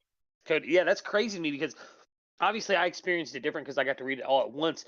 But with That's- all of the exposition and the ties to Roger and everything, I'm surprised that the people fan base said it wasn't dragged on for too long and that it was misplaced into the arc. going, Like I that's can just see that actually because That's kind of what I want to address. Yeah, Is because the post three of Marine. us Oh, could sorry, go on. binge it. The three of us Yeah. binged it. Did you guys like it? I loved it, but I had beef with Conjuro. Like, and this was before the reveal even. But he just like some of these people like had like such really impactful introductions and interactions with Odin and things Oh. like that, like introducing the scabbards and things like that. But then Conjuro is just like, "Hi, I exist. Can I follow you guys?" And we didn't get anything more from him. I'm like, Yeah, that's when I who's this started piecing guy? together that he was because I had already had a feeling he was a traitor. Same. Yeah. Because he seemed right hand dominant. I picked up that he was right hand dominant, but he was drawing with his left. And like Yeah, I know it. I didn't go that deep, but I was just had yeah. a weird feeling from him like right away. Like, yeah, like I that's a love theory. Digimon. Tekken Go called ahead. that way back at the beginning of Wano because Tekken, I'll never forget it, but in one of his chapter reviews, he made an explicit point to be like, guys, look at Conjuro eating cabbage. Now you guys might be looking at me as the YouTuber goes, oh, Tekken's going to make a 50-minute video about Conjuro eating cabbage. I am, because he's eating it with his right hand. And I was like, that's wild, dude, because I'd never seen that Tekken video because I didn't watch One Piece YouTube until I was caught up. You guys, it's such a joy being week to week. Yeah. But yeah, that's like I noticed that I was like, he's using his right hand for a lot of shit, and like in fiction, and especially like in older fiction, left-handedness was always seen as something sinister. So I started to piece that together. But as far as the flashbacks and stuff go, the only flashback I felt dragged on for a little bit too long, and this is going to be blasphemous to say, as someone who was reading it binge-wise, was the post-war arc. I Bro. felt like, I felt like it just went on a little bit too long. Not that it was bad by any means. I just felt like it was a little bit too long. That said, It's it gives us some of crazy. the best. So- Are you talking about character- Ace Sabo Yeah. Luffy? Yeah, Yeah. the ASL. So in the Okay. anime, which is how I digested it originally, I was dub only, anime only, no manga. I'm too cool for all of that. I'm not gonna read comics like no, like that. This was many moons ago. Sorry to call you out, because no one else is gonna do it, I guess. But like, you act like you have the choice. Bro, I do have the choice. Like, I just didn't want to stack up at the time. But no, like, No. I was anime only for a fat minute, and I was watching the sub, and I watched it, and in the ASL flashback, they added in like filler episodes, and it like made it drag on even longer, and I still dug it then. But then I went back and reread through it. Like after getting caught up, I had to go reread through some like specific moments just to get some clarity and whatnot. And Oh boy. I loved reading through the ASL flashback. It was Oh no, I'm not like saying I like didn't enjoy No, it. I mean, just felt like no, it I'm was- not. I'm not. That's not what I'm saying either. It's just like I thought it could have been longer. Is what I'm saying. wow. That is crazy. So I read it, and I'm currently watching. That's where I'm at in the anime, trying to catch up anime wise. That's where I'm at. Crazy. Reading it, I was like, this is cool. It's like I get to see my boy Ace. He's still around, you know. Yeah. I don't know. Reading it, I was like, this isn't bad. But watching it, I'm like, oh my god, did it drag on this long in the manga? Yeah. And I want you to know that, like, I think that arc is so revolutionary because that's Luffy's backstory. We didn't get Luffy's backstory till over 500. Our main character protagonist, his backstory. Like, everyone wanted to spend a ton of time there. It was like crazy. We were like, we got everyone in this walk. We're finally getting Luffy's backstory. No! It's crazy. Oh I my really god. did want it to be longer. it's I iconic. wanted I it mean, to be a full arc. Like I really wanted it to be like at least Thriller bark length. Like I mean, it gave us a lot of context to things too, because I know a lot of people were like, Oda didn't plan Sabo, but he obviously did. I mean, once you look at Ace's tattoo on his arm, he obviously planned for Sabo. Like, oof. I mean, Ooh. Sabo was in was at Logtown, right? Yeah. Like you could see like the pipe and the hat and the goggles like on one of the dudes in a panel. So this was a long time coming. I mean, even if that's just a character concept and it wasn't meant, it still like was cooking. You know what I mean? Yeah, it was at still that point in supposed time. to be Sabo. Like, Bless you. Bless you. Yeah, and Hashtag yes. other than that though, all the other flashbacks, man, were just solid. I think no, I don't want to say that. I think you guys will roast me if I say that. I'll say something that you guys can roast me over, and it's probably because I haven't seen it in such a long point in time. I wasn't a fan of Chopper flashback. I thought that shit dragged on. No, I love Hero Loop, don't get me wrong, but I felt like that shit dragged for me. I'm gonna be completely real. Go ahead and roast away, but that's an opinion I've had for a really long time. That is a worse take than what I was gonna say. I'm not gonna lie, because I was gonna say that my favorite flashback is Orihime and Fisher Tiger. Otohime. Otehime, my bad. Yeah, you got bleach on the brain. That's fine. But I don't know. Like I honestly like another hot take. I love Rebecca's flashback, and I know, but no, I didn't. I did. Bro. Tree's gonna get. I don't know. He's already read it, but like yeah, I'm current in manga. No. In the anime, they add in like the flashback, like an extra. It's like Kakashi Chronicles, where it's like, do we really need to see this 4 times in the war? Like 4 times in the war. They reference back to it and show clips from it 80 something times in the anime because it had caught up to the manga. Yeah, Dressrosa as an arc, I will always recommend reading it over watching it. That said, it is a fun watch. I mean, getting to see the senior Pink Frankie battle, getting to see Luffy in the Coliseum, getting to see Don Chin Chow in the Coliseum, getting to see Bartolomeo in the Coliseum. Like it's an amazing Bro. arc. But Fujitora versus Yeah. Law versus Doflamingo with Doflamingo. Robin There's just a like reason, dude. spying as a There's a- clone. There's a reason I chose that clip for when I ranked Law's Devil Fruit, bro. Like, Is it a hot take to say that I didn't like almost every flashback arc until this one? That is yes. an extremely hot take. Like you like Robin's? Oh, okay. I Robin was didn't gonna say, like like Laws? with my boy, like No, it's she like- bro. trying to catch up and being like, okay, there's flashback, like that. I don't know. Bro, Sanji's, both of them, like oh man, like Anji's second one was oof. I Yeah. loved it.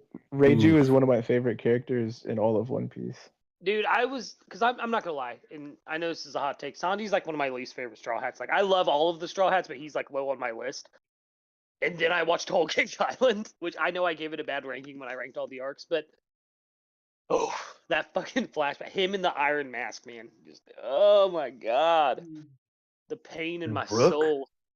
Brooks' flashback was so ridiculous, bro. After oh my goodness. It's insane because a lot of Thriller Bark is extremely like lighthearted and goofy and like you're not really sure how high the stakes are and things like that. It's Yeah, part of like- the subtle genius of Thriller Bark. And everything comes back to Okay. Thriller Bark, guys. But but then you get like after like in the post arc when Luffy is just sitting there on the piano being chill while Brook starts to play Big Sake. And Brooke is like telling him like this and this. And he's like, "Oh yeah, we met him. Yeah, he's still there." And Brooke just starts weeping. And Luffy is so unable to communicate in so many eloquent words and things like that. Some of the things that like a therapist is able to do, but in that moment, he was so innately emotionally in touch with what Brooke needed to be communicated that he was able to just like make this man break down into tears like after hearing his whole like story. Dude, it was perfect. It was one of my favorite Luffy moments. There's a lot of Luffy moments that I will never forget. That's one of them. Mm-hmm. Yeah, I agree. I agree 100%. Like, because I liked Thriller Bark when I first experienced it. I won't sit here and lie and be like, oh, it was one of my favorite arcs. It was one of my favorite arcs. But I enjoyed it a lot for what it was. But the minute that scene happened with Bink Sake and Luffy sitting up there and Brook being like, I'm so happy to be alive. Oh my goodness. That's when it was cemented for me. Like, this is one of the best arcs in One Piece. Putting it 16. That is true.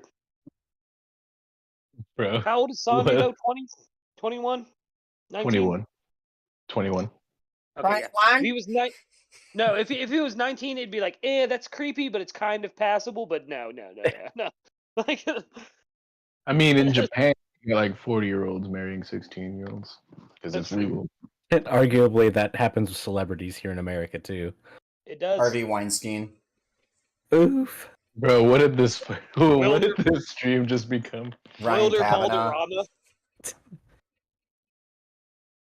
So, Help that guy out ever. to Dan get back onto Schneider. really amazing Luffy moments, Dan you guys Schneider remember when looking at Momonosuke Miranda Cosgrove's on feet. Zao? You remember when Dan Schneider's a when creep. all right, cool, great. I'm sorry. No. I'm trying to listen to you, and I'm like tuned all Cody's of Cody going on out. about Dan Schneider. And Nah, he it's brought cool. up what the, What were you bro? saying though, Vex? So, to get back onto really cool Luffy moments that always stick with me, you guys remember when Momonosuke was too like afraid to ask for his help and wouldn't look him in the eye and was crying, and Luffy just goes, "Pick your head up." He like put and like he's like, "Ask me like you mean it," and like dude, that moment was life changing for even me, like a full grown man who was like watching. Like I'm not a child. I am like a fully put together functioning human being, and that was like whoa one of the best Luffy moments, I think. Y'all got any of those that just stuck with you that y'all Nope. want to mention? No, but Like- when Luffy punched Vivi in Alabasta. Oh my god. No, I I'm like being dead it. serious. I'm being dead serious. When he punches her and he's like, "We're your friends. Let us die for you if we want to." Like it's Yeah. so good. What were you gonna say though, DQ? I like it when he walks past the warlords and is like, "Where is my friend?" That's some big dick energy, you know? Yes. Very wholesome. Or when he lands at Marineford and Ace is like, "Why did you come here? I don't want you here." And he's like, "Ace, you're my brother." And that's all he says. And Ace is just like, Yeah. or I know it's not a Luffy moment, but Oh. also Marineford moment. Garp sitting next to Ace and be like, "I have no pity for pirates, but family, that's a whole different story." Top Luffy moment. Soga shoot down that flag. Yes. Oh man. Tell me you want to live. Like, Yeah. dude, so Robin, good. there's still something you have to do. Tell me you want to live. Am I allowed to say my wish this one time? Okay, sorry guys. Can you tell I've watched that scene over and over and over again? It's Yeah, did you good. say you wanted to get it tattooed on you? Yeah, there's a reason. But I think I now, because of what DQ just said, I have to get both panels. I have to get Soge King shoot down that flag, and I want to live on me. You guys Yeah, imagine if Usopp cosplayed as Soge King? I That think would be he's got wild. the right build for Talking it. about what ifs. What if Usopp was Soga King? Bro, no, Ooh. that's too crazy. What if Caesar Clown was Gangster Gastino? What if Soga King missed the flag? Oh no! No! Don't! Oh my god! Is nothing sacred, bro? No, dude, I always love that meme where it's the fake Straw Hat standing at Eddie's lobby, and they're like, "They tell me you want to live," and she's like, "I want to die." Oh my goodness! Cody, buddy, you you've been seen, a little quiet. I still haven't. We still haven't heard any of your favorite Luffy moments. Sorry to cut you off, Max. I don't really have a lot, actually, surprisingly. Well, what are some of your favorite moments, man? Like what the memorable moments that like stick with you no matter what? You guys have kind of already listed them off, and I'm more about listening to you guys get passionate about this, to be honest. I'm kind of just living in the moment. Sorry. I love you, brother. No, you're good, brother. I love you so much. That's fucking dope. God, Cody, you're such a goat. What's up, I'm a high- handsome? So handsome too. Uh, Troy, you're my- well, yes, that, but I'm also talking about handsome in the chat. Shout out to the Oh. But have you guys seen the We Were? Yeah. Yeah. The Yeah. music video that's like the We Are, but like all of it is like instead of the straw hats, it's like with the fake straw hats, like Tomorrow Black and all of them, and it's got dude, it's priceless. If you haven't seen it, I'll send it to you, Tree. But like, Please do. oh man, it's so funny. It's hilarious. And I know you really vibe with We Are, so I think you'll That's really, so I think good. you'll really like it. Yeah, English or Ah. Japanese, We Are just fucking slaps, dude. When all the there's a Straw good Hats come choice. together and sing it. Mm-hmm. What's everyone's favorite One Piece opening? Controversial take, Paint. Ooh, I like I that. really loved it. And that's when I caught up. Like, so I really love it. It's super good, and people gave it a lot of hate, and I was just like, why? This shit go hard. But I also skipped a lot of other openings while I was binging, and so since it was where I caught up, it was like one of the only openings that I didn't constantly skip. You know what I mean? Mm-hmm. Mine is either Bon Voyage or Crazy Rainbow Star. I like We Are. I'm so basic. it makes brain go burr, man. Yo, It so does just Bon feels good. Voyage, dude. There's that Bon Voyage. Like it's so good. Oh yeah, that was a good one. Was that like what Water 7 area? Yeah. Like, Or yeah, We okay. Go. Also a great one. No, but I just sent you. I just sent you the two pieces we were. We go. Oh man. Look at Do the I- thumbnail. You don't gotta Yeah. watch it right now, but like that. Do I thumbnail. save it for after stream or? Yeah, like I Okay. don't know. I don't know if you want to watch it right now, but it is. It's great, bro. It's so great. Bro, I brought up the We Are Sung by the Strong Hats, Divas as well. What about JoJo when they all come together and sing Great Days? All of the singers for all of the openings come together and sing Great Days for part 4. Like pretty good. Beautiful. Beautiful. Boys, I'm not gonna lie, I have to go pick up my brother from work, so I will be back in like 15 minutes, okay? Godspeed. No, you're good. We can hold it down. Godspeed, boys. I love you all. And in case I don't get back on, I love you all. But I should be back on. I mean, I don't plan on bailing or anything. Like that's pretty No, awesome. this is a cool time for us to segue to like you guys did a stream last night, right, Tree and Cody? Yeah.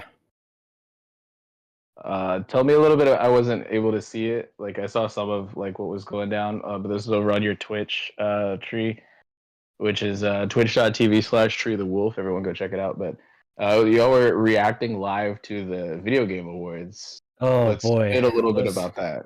Oh, that's a mess. That's a whole mess all on its own, and oh my god, the integrity of the Game Awards has dropped drastically.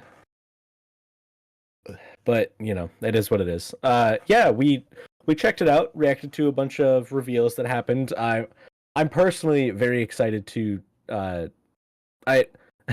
I'm an Assassin's Creed fan, but I don't like the new trilogy because they're open world and weird and not like super interconnected. But they announced VR Assassin's Creed, and I'm really excited to check that out. I know Cody during the show was like yawn, and I'm like, shut up, let me be happy. Cody popped off hard for some God of War free DLC that drops in like 4 days. Yeah. Sega. Oh my god, Sega came out hard. They're like, we got one reveal, and they showed a trailer, and then they showed like a reimagined Golden Axe from the Sega Genesis, a reimagined Shinobi from the Sega Genesis, a reimagined Streets of Rage from the Sega Genesis, and then a reimagined Crazy Taxi and a reimagined Jet Set Radio, or Jet Grind Radio, as it was called here in the US. And like going onto their Twitter and seeing them be like, yeah, Sonic Frontiers like really allowed us to go back and revisit our old IPs, and like it's so exciting. I'm a massive gamer, man. I don't want to. We got all of that, but we didn't get a redesign of Parappa the Rappa. Like, was that Sega? Was Parappa? No, I think it was just around that era. But I think Parappa the Rapper is. It's PlayStation. I think it's Konami. Parappa the Rappa did get a remaster. No way. Oh my Yep. god, this is huge. This is huge, bro. Dang, that is crazy. Yeah, I'm like super out of touch with most of video games, but like the fact that they're remastering some of the oldie goldies that I actually did play with is I feel like they're trying to call me back into it. It's not gonna work, but I'll backseat like for some of you guys on y'all's Twitches. Like, oh man, I'm so incredibly excited with just about everything that was revealed. They revealed a game. I don't remember what it was called. I see Dastard here in the chat with us. That game heck, like maybe Cody remembers. It was about the deaf girl and like ASL, and it was like rhythm based, and like it felt like a game for Impact. Like that game's going to do things, and I'm very excited for that to like drop more information and to see more. It's just really cool, the inclusivity of it all. Sorry, Cody. He's talking to both of us, and I'm like, nah, let's go. Nah, I mean, you're covering all the bases. I have nothing to add. I'm not a gamer. I'm a guy who games from time to time. I mean, tell me about the God of War stuff, because I know we were talking about it a little bit earlier, but I am completely out of touch. But you got Uh, like super hype about it, Cody.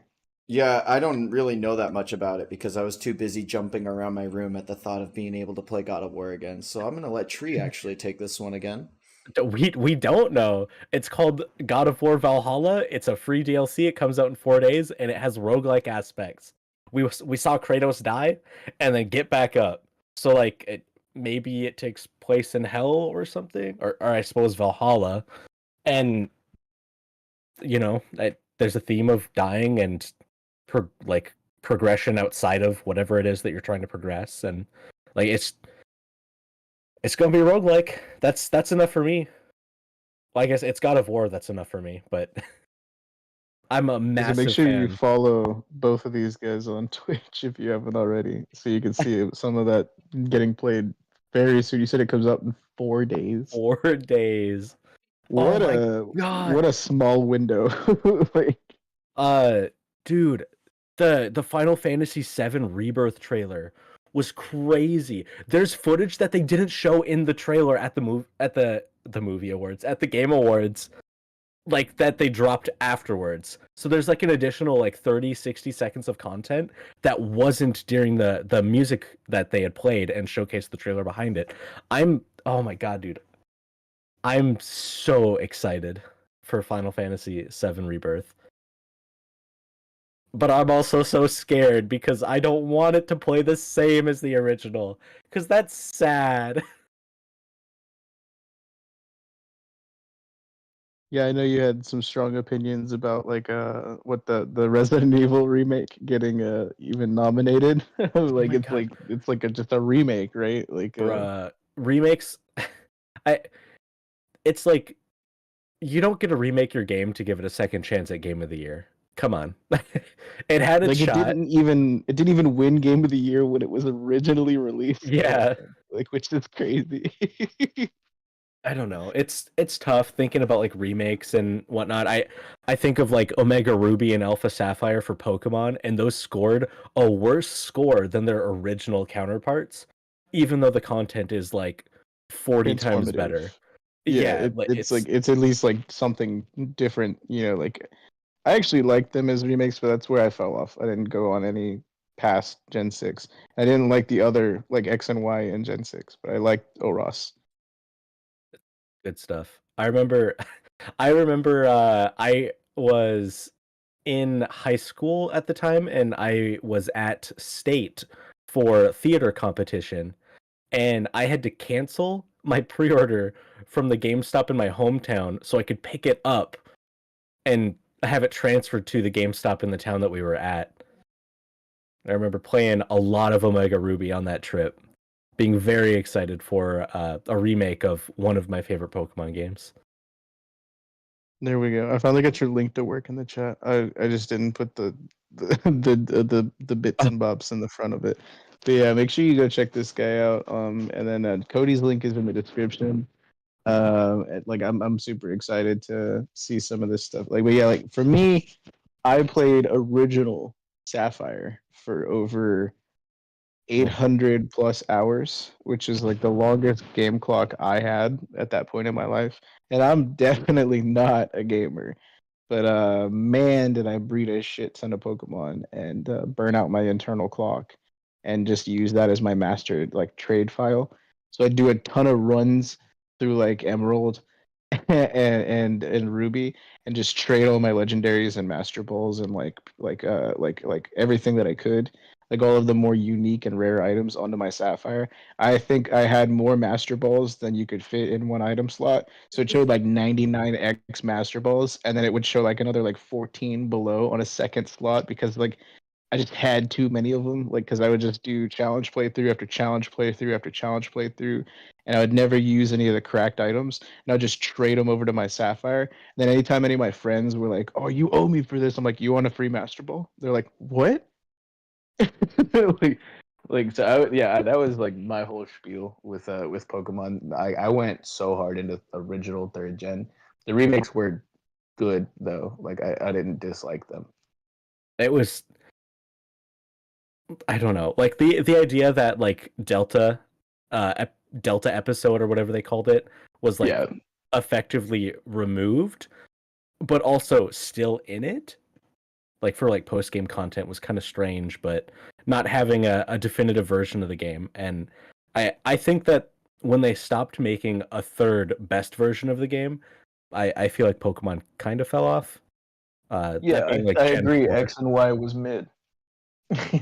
But Gen 5 was black and white. they didn't they didn't Oh, make a good. gray, but they made a black and white, a black 2 and a white 2, and I thought Yeah. that those games were immensely superior to everything that came before them. Gen 5 is my favorite by far. And I felt so crestfallen whenever we got Gen 6. And I was like, maybe they'll make up for it in Pokemon Z. And then we never got it. Like, I like Gen 4. That's what I started with. A lot of people disliked Gen 4, and maybe it's because, like, growing up, I don't remember if Red or Silver was my first Pokemon game.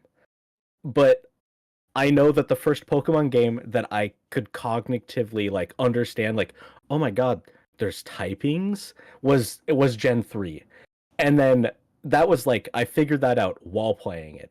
So, having a full experience in Gen 4 of I know what I'm getting into. Like I'm 26, so I'm younger than I know a, quite a few people, but it's to date myself. Gen 4 was the first one that I like from start to finish had a good understanding of like I can build a team. I can I can put all of my HMs on one Pokemon, and maybe being more there's optimal. Yeah. yeah, maybe there's a bit of nostalgia towards Generation 4 that I have because of that, but I feel that Gen 4's era was like the peak of Pokemon, like the Mystery Dungeon games that came out alongside it, and it like trailed off a little bit into Gen 5 as well with like the other spin-off games and titles, but Gen 4 or 5 I feel is like where it peaked, and it's kind of just been riding its coattails since, doing nothing incredibly innovative or not having wild spin-off series or franchise sense, you know? Yeah. Like the pixel era of Pokemon was something completely different. And when we got to like the 3D era, it was a little bit jarring for people who'd been around since like Gen 1. And for me, with Gen 1, I was like, I want the same party as Ash. And like, I didn't really know what I was doing. And I was like, missing no, let me get like a bunch of that. And I ruined my game cartridges. And like, it was completely suboptimal for me. But I had yellow on release day in America. Like, I was like truly a day one kind of guy for at least for yellow. Um, Gen 2, I was like, okay, this is really cool. But I only got to play through it once back in the day. I think Gen 2 is my favorite. Like my brother, like because I'm a younger sibling, and so my brother was always the one who got to play the games first, and then he got to wipe his save, and I got to play them after him until we were, I guess, like until I was old enough for my parents to be like, no, we'll buy him one of the editions as well. So like I got silver, or no, he got silver and I got gold, but I got gold like a half a year later, and we only had one Game Boy, so it was like I only got to play through it once when it was still fresh-ish, and then I went back and replayed through it, but it was after I played Gen 3. So Gen 3 kind of ruined Gen 2 for me just because of the way that the order that I experienced them. And then Gen 3 was also where I started to get into really optimal strats and like I'm not even I didn't challenge. Like, I get it. No, I didn't challenge playthroughs. Like that's where I first did Nuzlocke and stuff like that. Gen 3 was insane, and I would do like no Pokemart runs, and like my internal clock ran out, so I was like, well, I don't get any berries now, and like I just like it was like the first game where I was just like, this is fun, but it could be more fun. And like, wow, I have a really good party, but it could be better. And that's when I first started like breeding entire boxes of Pokemon to like get perfect IVs and like egg moves and things like that. And like I was getting into it. I spent hours and hours and hours just getting like trying to get the perfect team so that I can trade those over at a low level to have the perfect playthrough eventually. And so I was like obsessed with chasing, just like trying to be able to like beat people my age that were like in other countries that were just way better at the game than I was and stuff like that, and like trying to like do the Matsuda method and stuff like that. Like it was like crazy, like trying to like get into stuff like that, like Gen 3 and Gen 4. But like when it came to Gen 4, it was just so upsetting to me that it was nowhere near as fun to do challenge runs in Gen 4. Like I like Gen 4 I shit on it, but it's still good. But for me I shit on it a lot. And it's crazy because like I don't know, I beat the story mode. Like I literally got to the Elite Four in like 7.5 hours on my first Gen playthrough. 4 is the I'm pretty sure it's the most difficult of all of them, just in terms of like the levels. Like what is up with the Pokemon near the end of that game's like life cycle being in like the 60s? What's up with that? That's crazy. Like not even the revisit into Johto and Gen 2 goes that high, you know? Yeah, it was interesting. I just again I feel like Gen 3 kind of ruined my Gen 4 experience just because I got so hooked on challenge run throughs, and it was just much more fun to do them in Gen 3 than it was because like it was just if you wanted like a fire type or an electric type, sucks. You're probably never gonna get one. Like like if I'm doing a Nuzlocke challenge and stuff like that, and that just it was just Nasty like I felt Ninja. like Gen 4 is Pokemon Diamond, Pearl, and Platinum. Generation 3 was Ruby, Sapphire, Emerald, for a frame of reference. Carry on, Vex. Emerald was so cracked. Like I loved it so much. The post game at Emerald was endless amounts of fun. And then moving from Gen 4 to Gen 5, I had challenge playthroughs again. And not only did I have them again, the game was actually it seemed like the devs were like making it so that the competitive meta was going to be more balanced and things like that. And that's when I really started to get into like actually doing like Pokemon Showdown and like Smogon and stuff like getting like really competitive with like a bunch of different like builds and party compositions and like really cracked strats and things like that. And it felt like that they had curated the Pokedex and the region design really well for competitive play and for challenge playthroughs.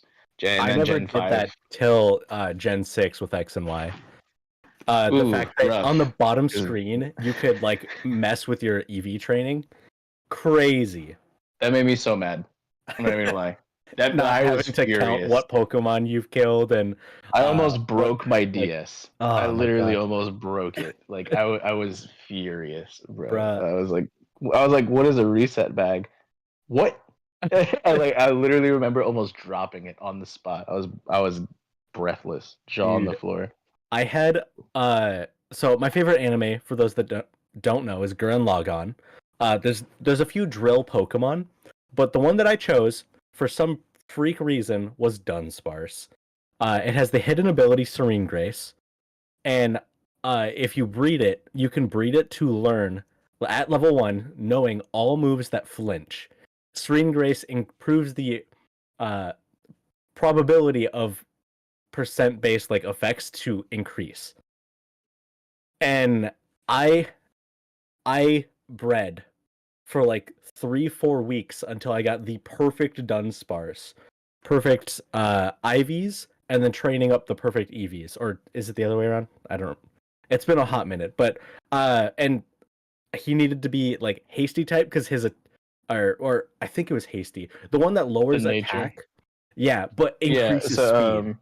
Yeah, so breeding will affect your IVs, and then training, like after the breed, is what affects your EVs, your independent values, and your effort values. Yeah, and like making the perfect Dunsparce and giving him a King's Rock as well. So if my Dunsparce went first, the other Pokemon would flinch 100% of the time, and I essentially made a single Pokemon that would stun lock, and that was my pride and joy. And I named him Simone. From Gurren Lagann because he had a drill for a tail. But Dunsparce is my boy. Yeah, in the chat referencing your favorite, only breed. And shout out to Desnus the Dwarf in the chat. What's good, brother? Also, I see you, Ninja. Who the hell do you think I am? Yeah, this is literally like you guys talking like a whole other language because I literally played through Pokemon for this story, and I was like, damn, I gotta forge these bonds with my boys to get through. And then after I got to the end of the game, I was like, there's 400 more? Let's do Dude. it. And my dad like went on eBay and got me all the other games and shit and found out how to drive me to the GameStops for the events to go get the Darkrai, and like, oh my god, that blew my mind. Going to a GameStop to play Pokemon with other people to get a Pokemon was like crazy. It was such a cool interaction. It was like, man, it's like a really cool memory I had with my dad. But like, man, I didn't do any of that other stuff with Pokemon. I got all 493, and I remember being like, finally, I'm done. I got my Game Freak thing. And then like a week later, I shit you not. Do you know what came out? You know what announced? I'll tell you what. They announced Black and White. Do you know what the big grab line for Black and White was? 150 all new Pokemon. I almost broke a wall. I almost like Kratos screamed like, "Why have you forsaken me?" Like, I was so angry. I was like, "Why? I worked so hard for what?" And then I played it, and I was like, "Okay, this is kind of gas though. I'll do it all over again." Like, dude, the going underwater and then going to the deeper depths in the labyrinth and like using graph paper that I got from school to like map out like, okay, I only have so many steps. This is the map, and if I drop in from here, I can go to here. And like, I not being smart enough to Google a map pre-existing, but like in that weird time frame of like the internet is growing in popularity, and Yeah. I did it myself, but like, and like not having the out. IGN guides or anything like that. Yeah, no, I did the same thing. I was literally going and looking for graph paper the other day because I swear I had some, and I was talking to a friend on VC. I forget who I was talking to, and they were like, "You mean acoustic Minecraft?" Oh my god. My god. I'll tell you all I like that, but no. Yeah, Destin's talking about the letters things, the unknown. As a blind folk. Seeing some braille representation in media is great and all. I remember like decoding. I remember decoding all of that. That was Gen 3. Yeah. But that was like really cool, bro. Like trading up your Reggies into Gen 4 to get Regigigas, crazy. Pal Park was busted. That's my favorite thing about. Oh, and the Poke Radar. Well, the Poke Radar was absolutely cracked in Gen 4. Because they had all the apps for the bottom screen, the Poke Gear, like but Pal Park was amazing because it's like Safari Zone, but for all of your Pokemon that you're booting in from previous gens. Like, I loved that. Chaining together your shiny chaining. I can't remember what it's actually called. Yeah, but yeah. That I know what you're talking about. Man, I farmed shiny Driftlooms. I hated that. That was probably like my worst memory of like playing Pokemon Pearl. Was like when I saw Drifloom, I was like, dumb. Who would want a balloon Pokemon? Then I saw the evolved as a hot air balloon, and I was like, oh my god, I need it. It's actually cracked, dude. And then I saw the shiny was yellow, and I was like, oh. Oh my god. On competitive, did you ever do doubles? Yeah, I did. Oh man, I went so hard into competitive, but for Gen 5, and then I got to Gen 6 and was Gen 6 I made one hard out, bro.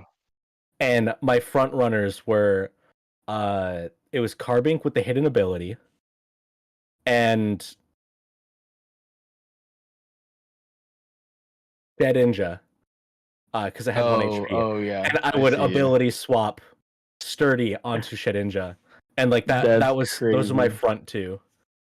Yeah, that's actually cracked. I was so done with the meta whenever everyone was just running Xerneas, and I'm just like, cool. That's just everything is. This just dominate steamrolls literally every matchup. It's was nuts. Was it Thundarus? That was the Thundarus is sick. Yeah, he's absolutely sick. He's the one that also like heavily dominated the meta, right? Yeah, and he's still really prevalent. Which is crazy. I use him in Pokemon Go. Yeah, he's really solid. I like him in Pokemon Go. He's really dope. He was really hard to catch though. I'm not gonna lie to y'all. I'm very proud that I have him on Pokemon Go because like I had to run around town trying over and over, and I was almost in tears like at like my 30th stop, being like, I'm gonna run out of gas. I'm getting hungry, and I just want this Pokemon. It was like Yeah, Pokemon Thundaris Go Day. So they had a was Thundaris at nuts. like every stop, and like every single person was getting one. And then it happened. I found a shiny one, and I threw the berry. He took the berry. I spun that Ultra Ball, hit that fucking perfect throw. I got him. I have a shiny Thundaris after like, what was it, 50 some attempts? After, dog, I hit my park. The park has literally 12 freaking Pokestops over at in the big city next to me. That's a dream come true. Yeah, Dude, because no, like but in like the you have to town where I walk. was at, there was a park that had 3, and that was a Oh, huge park. Like I'm talking like several miles and like had dog, bike nah, trails we and got everything. like It had 12 in 3. one park, and then if you go on the trail, there's like an extra like 10. Like, it's crazy. That's nuts. I live Real quick, 3 I minutes want to from a tourist promo because area. Handsome is asking specifically said at Desness the Dwarf, when is the next collab with TLA and Desness? It's and yeah, I put in the chat. It's literally tomorrow, Handsome. So I'm gonna put Desness's channel link in the chat. If you want, you can catch the helmsman of the last arc, Straw Hat Lucas, and a special grade sorcerer of the last arc, SSJ8 Cody, over on the OPLA One Piece live action banquet on Desness's channel tomorrow. We also have a stream with Hime that is going to actually be happening at the same time on our channel, where you'll catch most of the rest of the usual suspects from the last arc, including yours truly, as with Ohime Tenshi. I don't know why I said it that way. Which I'll I put her wanted to channel. see Hime. I'm gonna be really sad I'm missing that stream. I'm sad we're double booked, honestly, because I really wanted to go on and hang out with like Dire Regulus and Andy Lex and Merch Hunter Ricky. Bunch of goats are gonna be. Hime someone I would vibe with because she was just like spitting her passions about it and getting super hyped, and I was like really looking forward to that. And then I was like, Does, my does helmsman that is mean asking for a special grade. I'll join him. so no D&D tomorrow?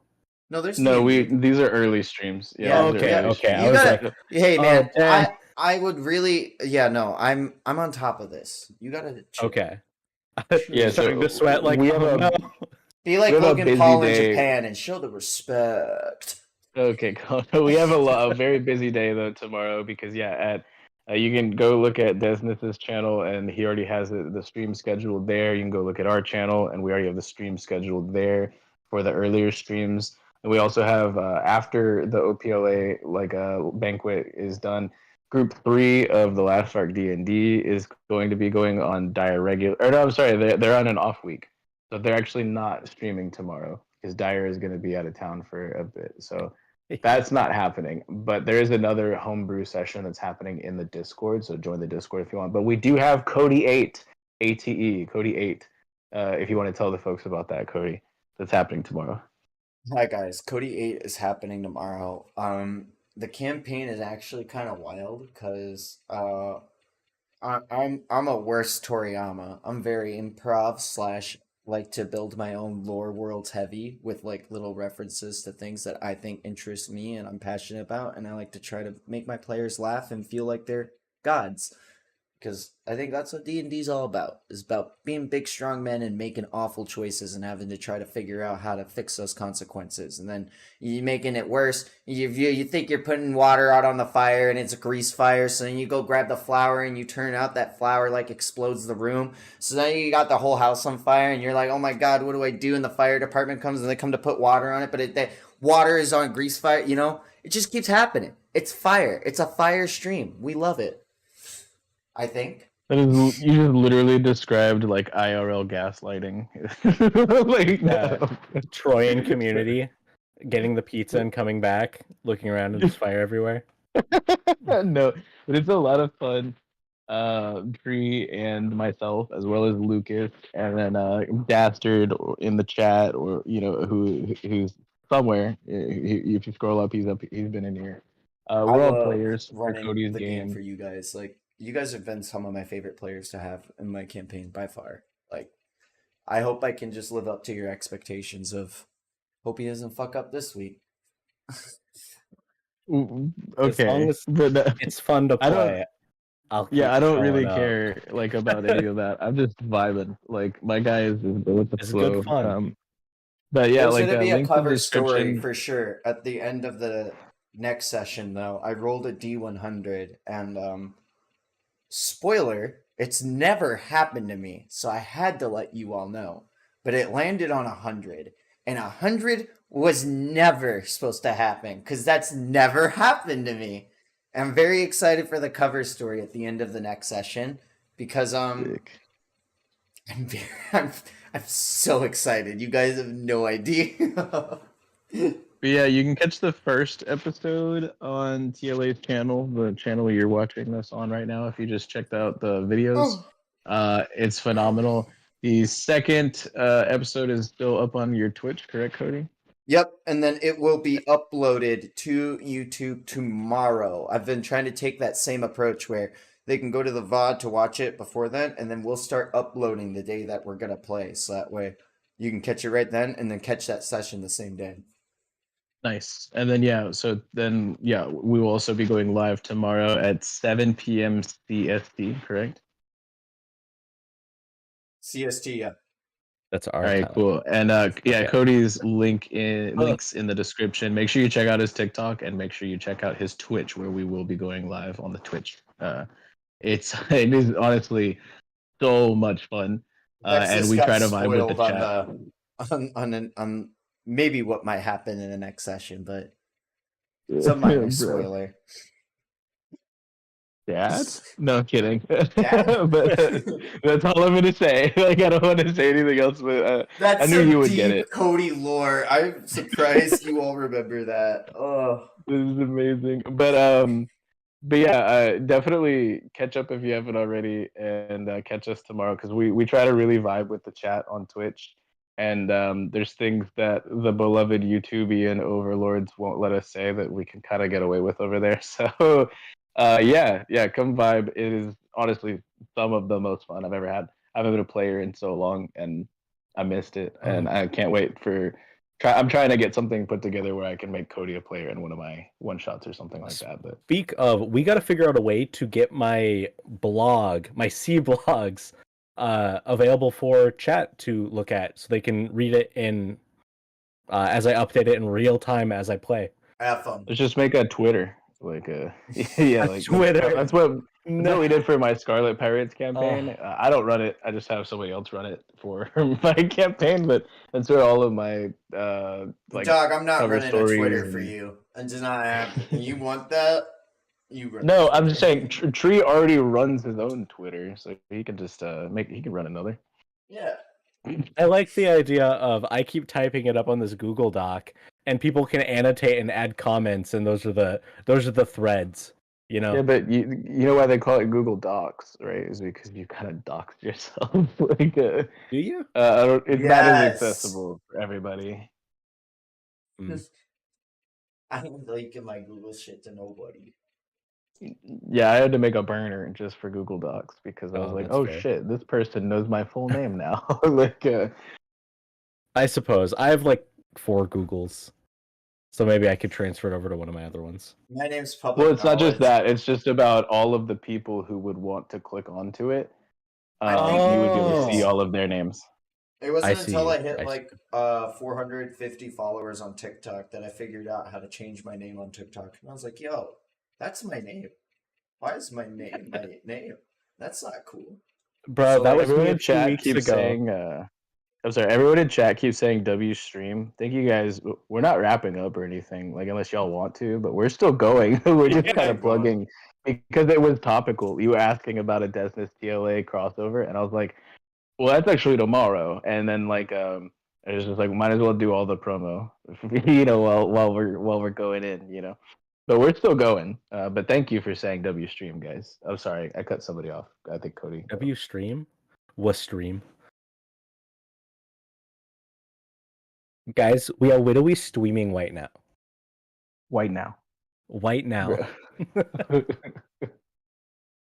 Oh To my jump goodness. back to Pokemon, shout out to Pokemon X and Y for ruining my life. I would transfer up all of my Mons between games and then sell my old one growing up. I forgot to transfer them to Auras before selling X and Y. I forgot to transfer to Omega Ruby before selling my copy of Y. So I literally sold my game with like 15 years of Pokemon. With Should we the sell it for Dunsparce. like an inflated price? Yeah, I lost my Dunsparce. No, it was at GameStop. Like I was a kid. I was like, I gotta That's get the next crazy. Pokemon. I remember selling because like I had like just like so many Master Balls on tap that I was able to PAL Park up and get all the way up to. So I remember selling a copy of Black 1 because I had a surplus at the time, and now it would be worth so much more money. But I remember selling a copy of Black 1 with 10 Master Balls and like 5 of each of the shinies. I'm not each of the no, 5 of each of the legendaries, and I was like, yeah, this is $300, and somebody paid for that. And like, if I were to do that now, can you imagine the money I would get? Ja. I'm upset because like, oh my god, my having so many shinies and then going up and having none. It was like so disheartening. I had such a hard time playing. I didn't enjoy Sun and Moon because I didn't have my life waiting for me after I beat the story, you know? Like my literal life experience of Pokemon to trade up into it. But Pokemon Sword was the first time I've ever farmed for a shiny specifically. And I remember Crazy. it was for a Pichu. So Now, I had a box and a half full of shinies in Gen 3. That's crazy. well, yeah, that's what I'm saying. It's like all of the different mystery gifts and whatnot throughout the years. Like I had every legendary.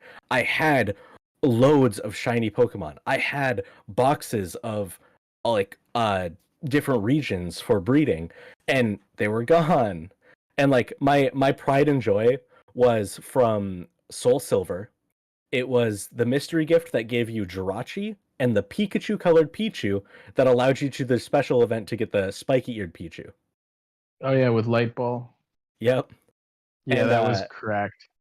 I went out of my way to breed for a shiny Pichu in Sword and Shield, which I still have. He's like level 90 something.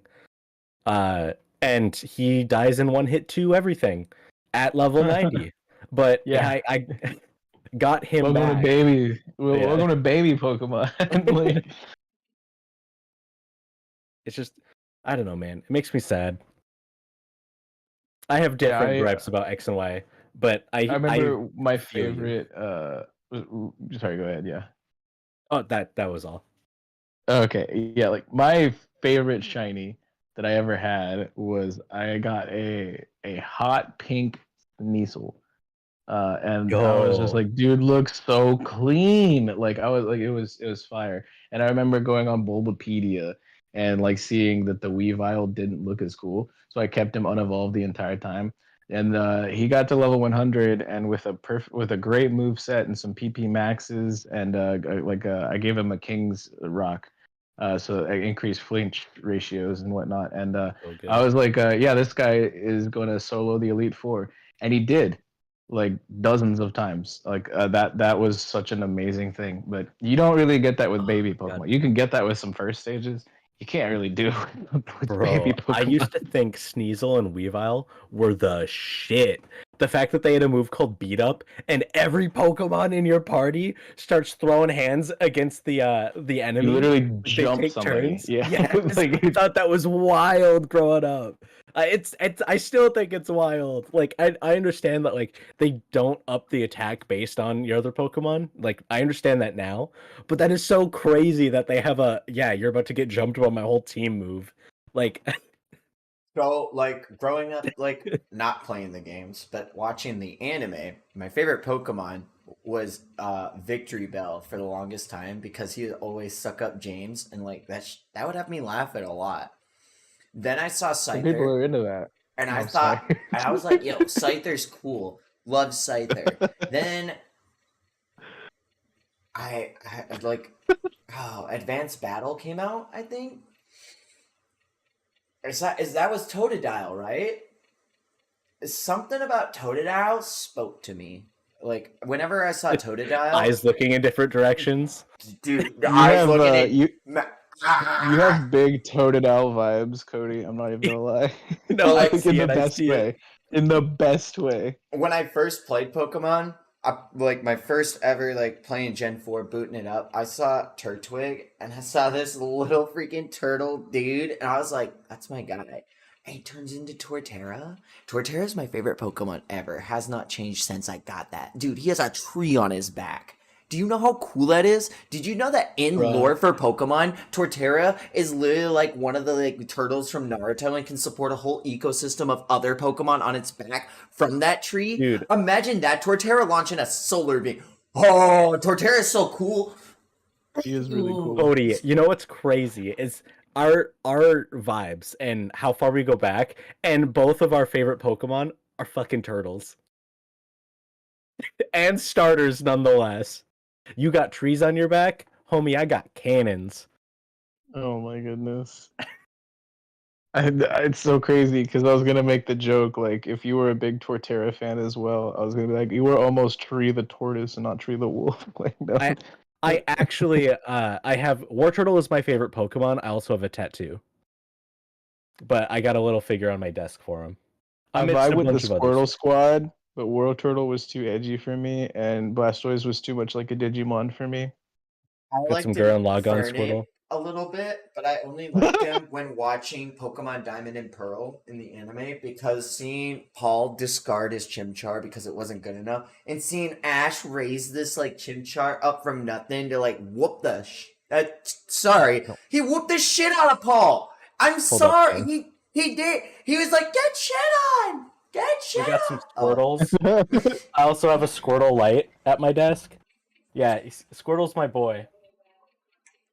Oh But- my god! Like I remember, everyone in that generation was like, "OMG!" But Cyndaquil turns into Typhlosion, and Typhlosion go burr, and I was like, "Guys, Totodile, don't evolve him. He's cool. You don't need to." For Yeah. Alligator, a little spooky.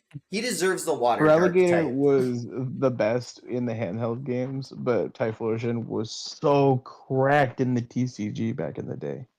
Oh my goodness. I chose Typhlosion. Yo, actually, let's go through the generations. What starters did you guys pick? So I picked Bulbasaur. Squirtle, of course. Bulbasaur. Bulb. Bulbasaur all day. Bulbasaur. Bulbasaur. Yeah, like Okay. I kept him Ivysaur though, because Understandable. Venusaur didn't vibe with me. And then I found out that the Ivysaur Eviolite build is actually really cracked if you leave him unevolved. I did the same thing on Ivysaur that I did with Torterra, because I was like, I'm big brain. You can't stop me. I got Sunny Day. And then I immediately Solar Beam. And I'm...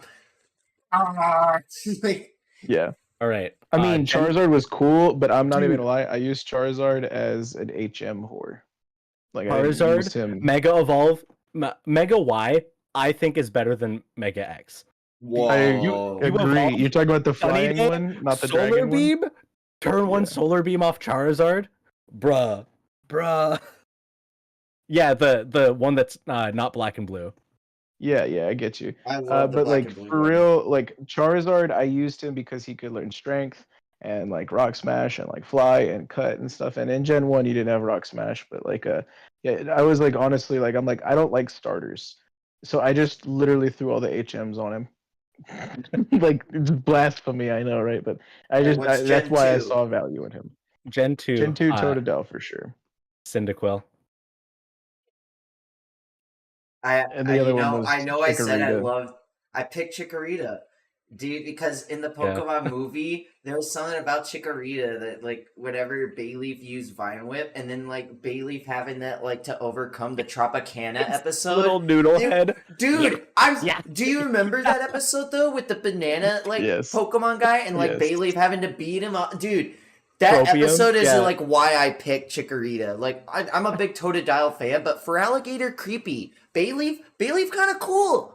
I, I just thought Did Chikorita you was evolve freaking Bayleaf adorable. into Meganium, or did you keep it Bayleaf? oh, I kept a Meganium. Are you kidding me? Dude, the giant Okay. flower is so much cuter. Like, they're adorable. And the giant noodle I neck. mean, and the Giga Drain strats were just too real. But like for me, for Alligator was always the good pick. And I remember in Gen 2 first learning how to clone with like the PC hack, and I had like 32 for Alligators, and you're not supposed to be able to get extra Bruh. starters See, this in is- that. And so I don't. Turning your game off while it's in the middle of saving, between moving boxes or whatever.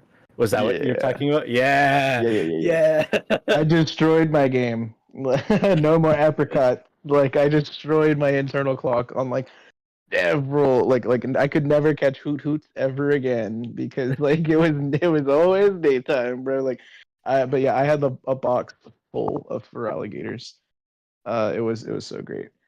But that was my Gen 2 pick for sure. But my brother picked Cyndaquil, and so like whenever, so every time we would like link battle, so you used to have a cable for that. I would wipe the floor with this guy. I would literally sweep his party with like just my starter. But then by the time I got to Gen 3, I was like, I don't use starters. I play challenge. Oh man, runs. Gen 3 is complicated for me. I had like an anime moment, like battling my brother because he had diamond and I had pearl. I remember he like sped run through the game to like get as far as he could. And then there was like me taking my time with it, like just going through every little nook and cranny, talking to every NPC, like, oh god, I gotta get all of it. And when we battled the first time, he already had Dialga, and he's like, you're done for, bro. And I was like, I don't think so. And I sent out Luxray, and he's like, what are they gonna do? And I was like, Hyper Beam. And he's like, how do you have Hyper Beam on a Luxray? And I was like, I swear, wow, It do what it do, Yugi.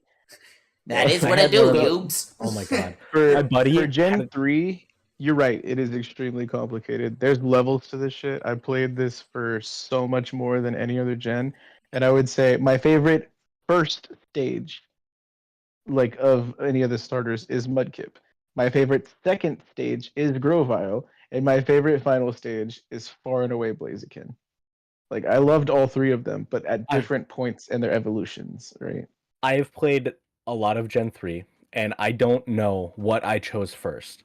But I can tell you it was either Trico or Mudkip, because those are the only two I ever pick when I play it, because I hate Blaziken. That's wild. I know, it Blaziken's might be... so good. Sky Uppercut, hacks. Absolute hacks. You're telling me I can hit people while they're flying? What? Like, no, dude, it's so good. Also, It's so good. another really big hot take for me is I hate Lucario. I didn't like Lucario until Gen 5. For Gen 3, I think I picked Trico. Because Trico go hard. But here's the hot take. I did not evolve them from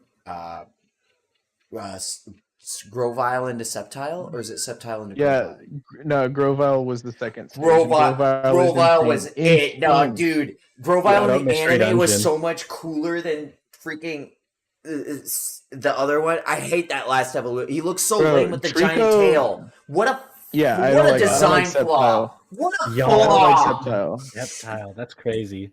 Yeah, No, I like Grovyle Sceptile. so much, and bad. Grovyle has those cool elbow blades. Dog, it was the original Greninja, and they messed up.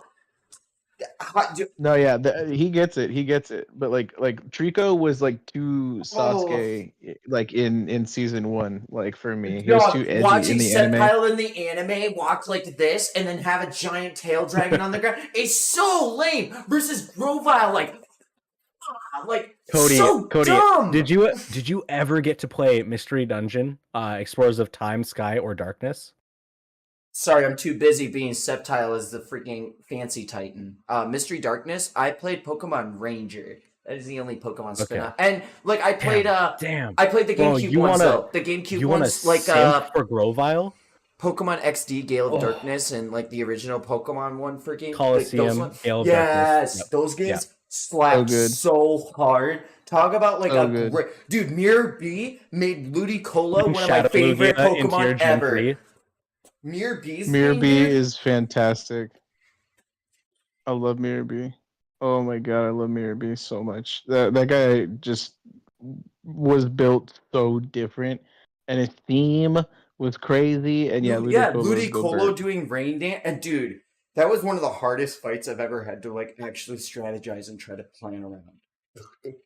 Mirror B was my first vibe check in Pokemon ever. Real talk. You Then should Cynthia's play. Garchomp. Oh my god. You That should play the shit. Mystery Dungeon games, dude. Oh. Mystery Dungeon is good. It's really good.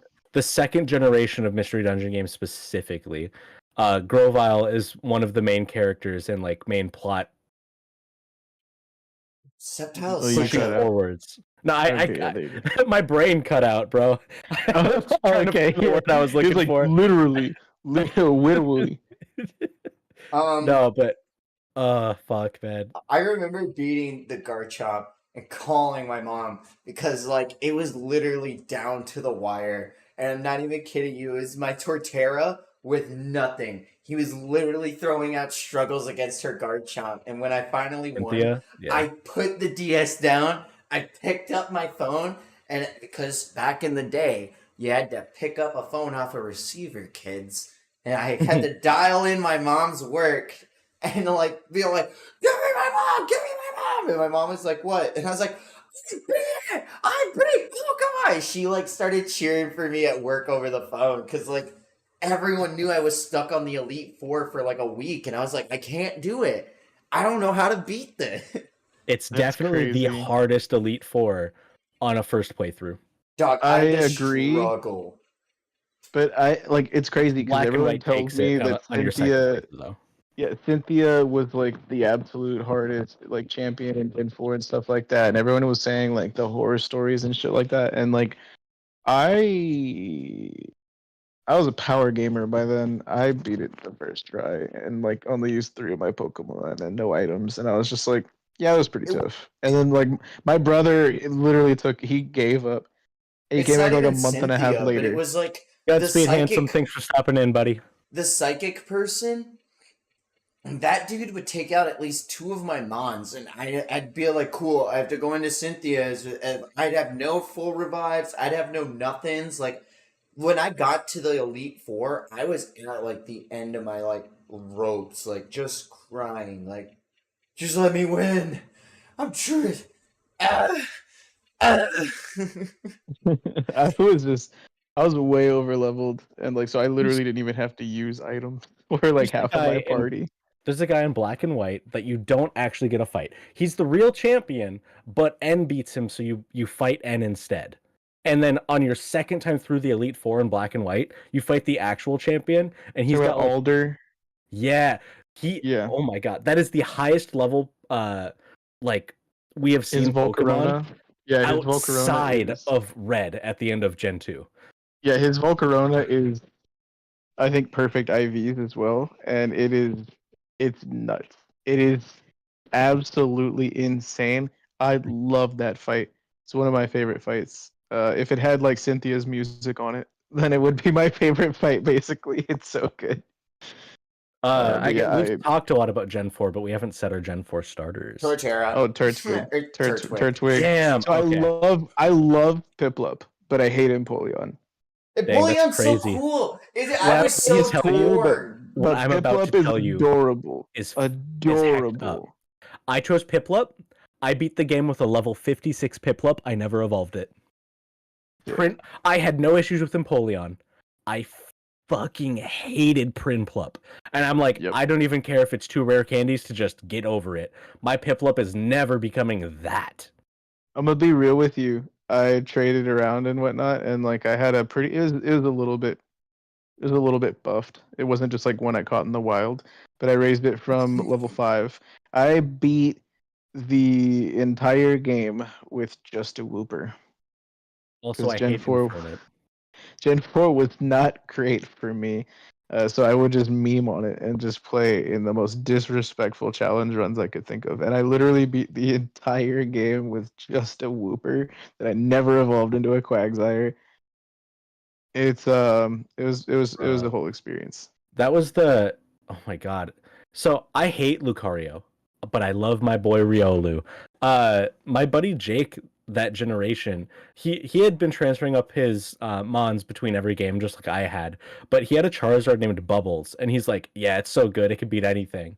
And I remember speccing specifically for a Riolu build that was based around, you hit me once, I live, I counter. Oh my god, what's not sturdy? What's the ability, or what's the item that gives you that? Focus Sash? Yes. Yeah, I gave him that, and It's a one-time thing, though. Yeah. Riolu's so good. Well, it's not. It's reusable, but like it's only from full health. Yeah, So you'd have to like full restore, or use like a shell bell, or like I brought in like a leftovers to get level back to 17 full. or 18 Riolu against his level 100 Charizard. I knew he was gonna one tap, so I was like, full health to 1 health counter. All right, let's go, and it worked. Take that, Okay. Charizard.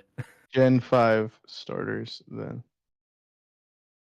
Snivy, and I also never evolved that one. Crazy. Starting Dude, at Gen 4. Servine is so good though. Oh my I goodness. know. So starting after or at Gen 4, I started having this weird thing in my head where I was like, I can't evolve the starters. They are my boys. And I think it's because I played the Mystery Dungeon games and you don't get to evolve them until after you beat the game. So I like held true to that, and I'd never evolved my Snivy. But Gen 5 was also the first generation that I would start getting and trading to get all 3 starters. Y'all But thought I had my a boy is problem Snivy. with Serp or Servile? Nah, man. My problem, Sceptile? yeah, you all thought I had a problem with that? No, And he's gonna bring up Oshawott, Duat, Samurott. No, dude, Samurot's cool, but like What? Servine, dude. Like I already had a problem Superior? with Sceptile Oh, yeah, Superior. dragging a freaking tail around, and now you've made just a whole snake. F that. That was Nintendo's middle finger to me after already dropping 150 new Pokemon. I bit the bullet, and I went Tepig, and I never looked back, dog. Oshawott's the new Trico. No, Tepig is not it, bro. Dude, I do not get firefighting went burr. Dude. Bruh. But yeah, okay, hold on. Firefighting went burr the first time. Guess what? I didn't do it the first time. Eat my ass. You didn't do it the second time either. Suck my butt. Suck my butt. Yeah, but no, but the thing is, the first time it went burr. The second time it was pretty okay. The third time, it only went for the first time because you don't get a fire type until 3/4 of the way through the game. I can't defend Gen 3. Gen 3's so good. What are you talking about? Gen 3's top 3 for me. But Tepig was like, it's a little cutie pie, but fucking boy, bro, that was not it, bro. He's talking about elbow blades with Grovyle, Duat, and his little like. He's a samurai, and then then Samurott. And Samurott has the blades in his elbows the same way. I hate Samurott, but I love Samurott. I so hard fuck with Oshawott and Duat. They're so cool. But at this point in time, I wasn't using starters at all. Like literally never. Like to catch my first Pokemon, and that's it. Like, and then I'm done. You're going in the box forever. So I just picked Oshawott because it's a little cutie pie. That's crazy. This is the first time that all 3 of us picked a different answer. Go us. Yeah, I miss Lucas too. Bro, I was literally saying that, memeing all night last night when you passed out in VC. I was like, I miss Cody. Like, that was my first time passing out in TLA VC. Yeah, I passed out. Oh my god. But how many times did I say that last night, Tree? I was like, you said it a lot, man. If I had my headset on, I probably would have heard you and woke up. But Cody was 5-braining it when he was like, "No, I'm passing out. I'm going to bed. You're ragged." I'd also like really ruined my sleep schedule playing Hollow Cure till like 4 a.m. every morning, and then having to go to work. So like, no regrets. I crashed. Cody heard Tears of the Kingdom is Breath of the Wild DLC, took his headset off and went to bed. Bro. I Uh-oh. don't even know if you heard that part. I don't even know if you heard that part. Whoa. Majora's Mask is Ocarina of Time DLC. Though. That's what I said! Let's go! Oh my god, y'all same brain cell. Breath of the Wild had DLC. It had Zelda like 2 is Zelda DLC, and you have to accept them both as like the same thing then. A Link to the Past is DLC for Zelda 1. That's the No, arguments but- we're making here. That's kind of crazy. Okay. No, Ocarina of Time, Majora's Mask, understandable. Arguably so, Phantom Hourglass into Spirit No, Tracks, Zelda 1, also. Zelda 2. They're two different games with two different mechanics in the same overworld. Zelda 1 to Zelda 2. Breath of the Well- Wild, Tears of the Kingdom. Nah. If you want to argue, if you want to have this argument, I'm ready, dog. We I'm still not the got one who like said it. we still got at least one more Mechanically. gen to cover before we get to like pure garbage, in my opinion. I Gen dropped. 6. I dropped This after is Gen where 5. This is where Yeah, I this never is where played I dropped. another Pokemon game. I played Black and White. I looked at Chespin, Froakie, and the other fuck, and I said, gross. I'm not buying this. Bro, Froakie is him. Let's get I real. picked Fennekin's Froakie. Fennekin's also a viable choice, but Chespin never. Literally never. Nah, they all look gross. Fuck. I was like, I'm not Dude. paying money for this. I'll You slander that. Dude, Greninja is insane. That's like the Kakashi Hatake of Pokemon. Yeah. Like He's him. Yeah, I I'm use really him, glad they yeah. missed doing it 3 gens ago with Grovyle, and we got. bro. I You got to play the Mystery I Dungeon just- games, man. Where they really don't like- evolve them, right? Because like that'd be a big downgrade to be all like, hey guys, I'll always be cool and reliable. And then like he comes back in a later arc and he's like, hey guys, what's up? No, man. No, Look at my he's tail! Grovyle. Look at He's my Grovyle through the whole game. You're good. Good. I was like, oh, I hate it. I cannot, dude. Sceptile, oh, yucky. Talk I about. think a that Pokemon Mystery I hate. Dungeon game. That Mystery Dungeon game was the first time in a video game media I beat it and I was like, video games can be something else. This is not just a game I played. This was an experience. Like it was a very formative experience, like realizing that like games aren't just games. Games are like narrative, like holy wow. You know? I really do recommend it. It's in my top like 5 games ever. If I still It have really a working does DS, but go what did you guys pick for extremely starters deep. for Gen 6? Froakie. Absolutely Froakie. That's crazy. You guys Dude, pick a Greninja frog. goes so hard, dude. Protean Greninja was Wow. Water type like frog. insane. We're really I'm a water type trainer, bro. Leave me alone. water type water is frog. like Wow. almost. You know what? I mean, you know like what? I said, I Let's didn't not use. forget about hold on. Krogunk, the real one. Krogunk, my guy. Bruh. Krogunk, cool. Toxicroak does go water type burn. turtle. Fire the- type dragon. But no, the thing is like again, this was the point where I didn't use starters. I literally just had them as like my accessories in my boxes. Like they just stayed in the PCs and that's it. So like I chose Froakie. I didn't use him, but there were some competitive parties where I was like, let's try out Greninja. So I bred and got a really, really solid Froakie with like egg moves and perfect nature and some great IVs. And then I had like a nice move set and I was like, wow, this is cool. I'm going back to Vaporeon because it's just better. Hey, did you know? I'm not gonna finish it. You either know or you don't. I know, and I hate you. Okay. I love you, but I hate you. Did you know that Vaporeon has been studied by the weaves of culture?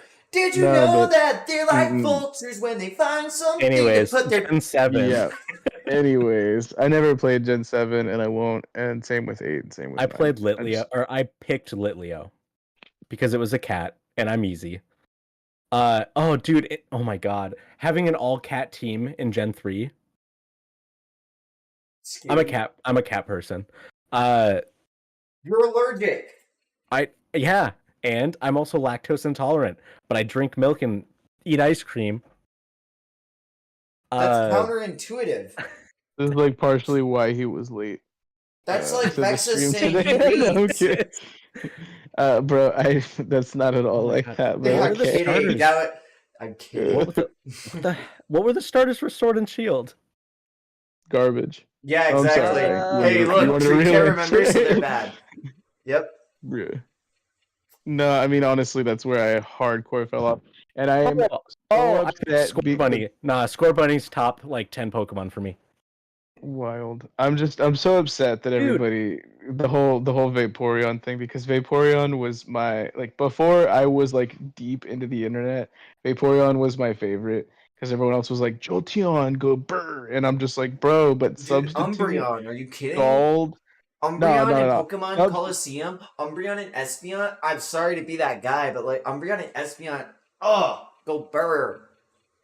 But so here we got substitute with a maximum HP, EV, and perfect IV, and then like leftovers, and you have like where it's like at the increment of 7, so you get the maximum from up leftovers on the percentile, and then you have dig for the thunder type coverage, and then you have scald and ice beam, and so the chance of burn is going to cut their physical stat in half. And my defense was rocking, my special defense was rocking. I had over 400 HP, like it was, or no, I think I had close to 400 HP.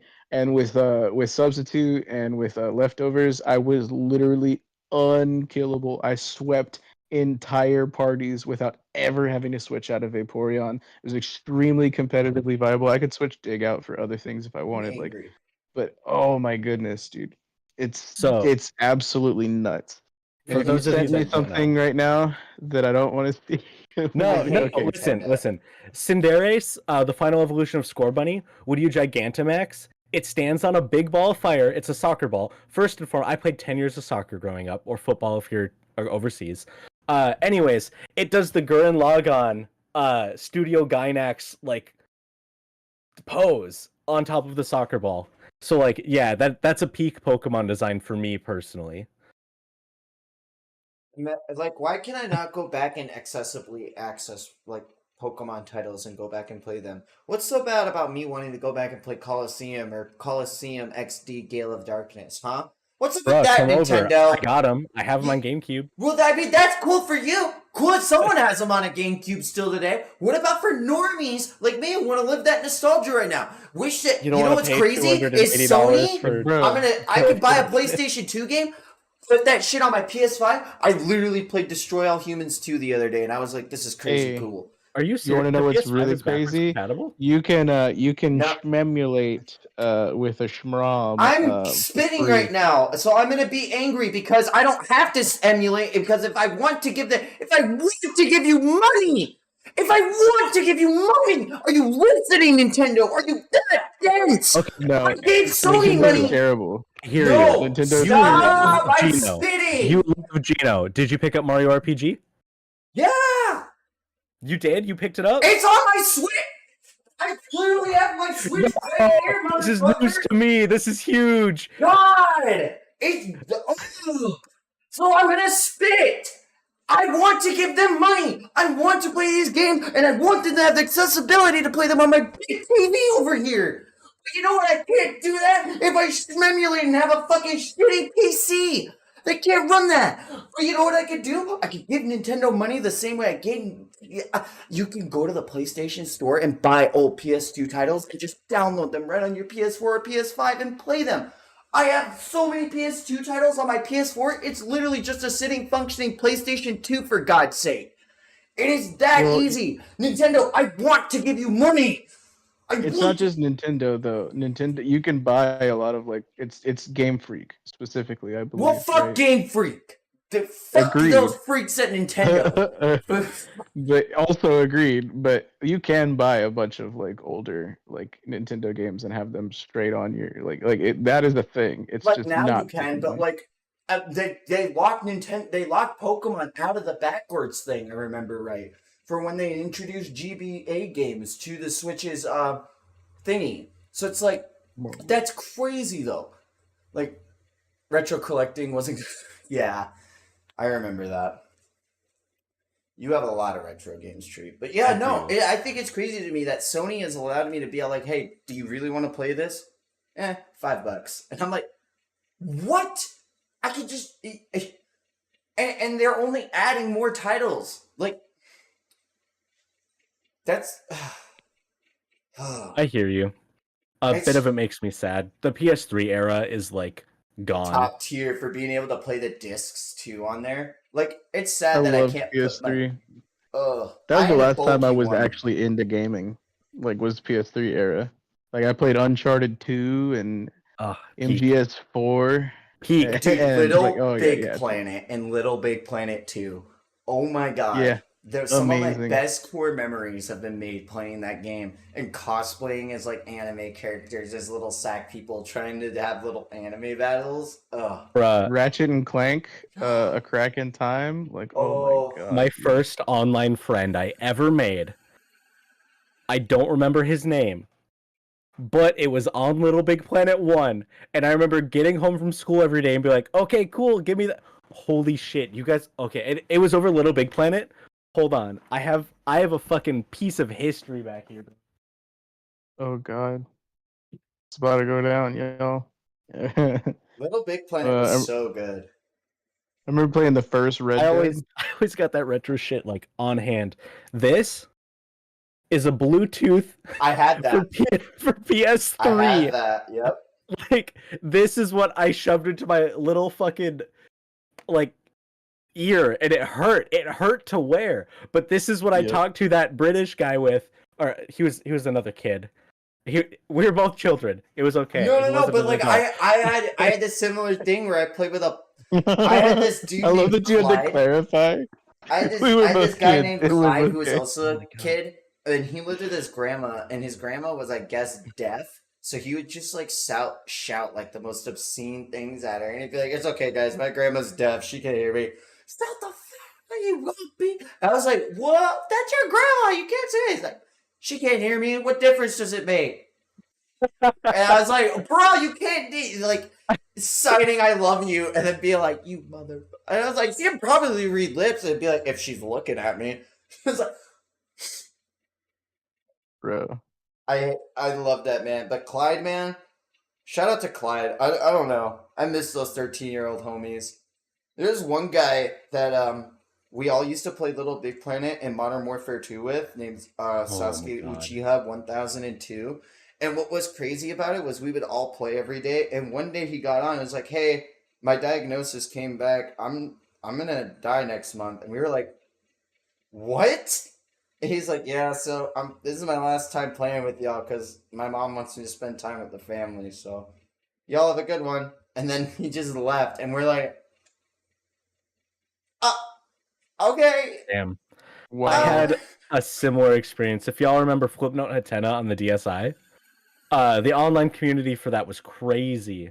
They are my longest internet friend, and I still like am in contact with them to this day. But she went through like chemo and cancer, and luckily they're still kicking it today. But goddamn, man, I could not imagine like having one of your best friends be like, "Oh, by the way, we don't get to talk anymore. Also, I'm dying." Like, that's rough, dude. Holy shit. My condolences. Yeah, that's crazy. I didn't talk to anybody on I didn't have like any online friends or anything whenever I was just like, because I had an older brother, and like a whole bunch of the neighborhood kids would just like come over to my house, and like I just played with a bunch of people IRL. I didn't have any online friends until actually very recently. So I don't have like any like people who I go like way back with. I was never like the Halo 2 guy or like the Zombies guy or anything like that. Oh Because my god. I lived in a Zombies. small, like, I am less than 1,000 trash. person town, and so like, Yeah. I was also a very avid, outspoken fan of anime. I got bullied a lot, so like, finding those friends and making those connections online was like really, really, really big for me. Like, That's I crazy. remember 'cause, like, playing zombies till like 5 a.m. with kids because I was like, dog, like we would just be Whoa. chatting, like watching One Piece in the background all at the same time. Like, What a my time to be alive. my graduating class of my high school was more than 1,000 people. That's like how What? big my. I'm not even lying, dude. Like my No neighborhood way. needed two. I promise you. Like I absolutely promise you. And my last name is near the end of the alphabet. So I was sitting on AstroTurf in the middle of summer in Texas heat, wearing the stupid I was there for like 8 hours waiting for my name to get called. It was insane. Yeah, Dude, I'm a small do you town remember? boy. Do you remember on PlayStation 3, they had like PlayStation Now or whatever, and you would design a little avatar and you would log in and you could go around and it was like Second Life but PlayStation only. And you could Yeah, go around and do like the mini games for Uncharted or like their I had other early access to it because I had PlayStation Plus when it was in beta, and Yes. they gave me a full year of PlayStation Plus when it God. fully launched without having to pay for it or anything like that. So I was like, I got early access to a lot of shit back in I the day, bro. cry. Dude, oh my god. And it used to be free. PlayStation. They got hacked too many times. Do you remember when there was that big hack and they're like, "We're sorry. Pick one of these games from like 6 different games." I got Borderlands Yes. 1 that way, dude. That's how I Oh my played Borderlands 1 goodness. for the first time. That's crazy. I Oh got my Fat goodness. Princess and I never looked back. Dude, I got Yes. Fat Princess too! Dude, Such a I good probably, game. I was so good at Fat Print, and I know we've talked about this, but like, dog, I was so efficient at running that game. I fucked with Fat Princess so hard. Like, out of context, that's a So wild good. sentence to say, but Yeah, honestly. No, I loved Fat Princess so much, but then Yes. like on the Wii around the same time, I also remember messing around with like World of Goo, and I heard that that's Yes. apparently getting a second game Yes, finally. yes, that was in the Game Awards. I popped off, and Cody was sitting there all sad and defeated. He's like, "Well, I guess somebody's happy," and I'm like, "Bro, you don't understand." World of Goo was insane. Like that and like Yes. Portal were like some of my favorite like kind of puzzle solving kind of like games like World of from Goo back in the had day. Like when no right to go so hard. it was insane. As just like a little indie game. And yeah, Nasty Ninja mentioning Uncharted 1, 2, and 3. I didn't actually play 1 until after I played 2, but it was pretty good. Uncharted 2 was freaking flawless, and Uncharted 3 was so over the top. I didn't like Uncharted. I loved the second game. Like when you are riding a tank that is on a train going up a mountain, Yep. Fighting a helicopter, like with That the helicopter fight was tough. that was insane. I was like, this is so hype. This is insane. I was like, how can it get more hype? And then they had you literally blow up a ship that you were in and wash up like beached on a desert island. And I'm just like, dude, what is happening? And then like that Oh my series god, was so hype. dude! Do you remember on PS3 before Uncharted 3 came out? They came out with that demo, and it was the like the ship is sinking section of the game where it's like It was you're so hard. hauling ass and the water's like chasing you, and it wasn't a whole lot, but it was so good. And I like just loved in the second game. Like the second game was my favorite by far. 3 was good, but it was like too hype and less like actual quality in my opinion. But it the was second more game was both. set And pieces. plus the second game had Chloe, and when that girl said, "Is that an ancient Tibetan ritual dagger in your pocket? Are you happy to see me?" I felt that. But no, you said Infamous, Cody, and I love Infamous, but I also love Prototype. And everyone was like, "You have to pick one," and I was like, "I love them both. Don't make me choose." There was something special about the line of Infamous games and experiencing all of Cole's story, and then it branching out into First Light and then Second Son. And I'm praying. You hear me, Naughty Dog? I'm praying.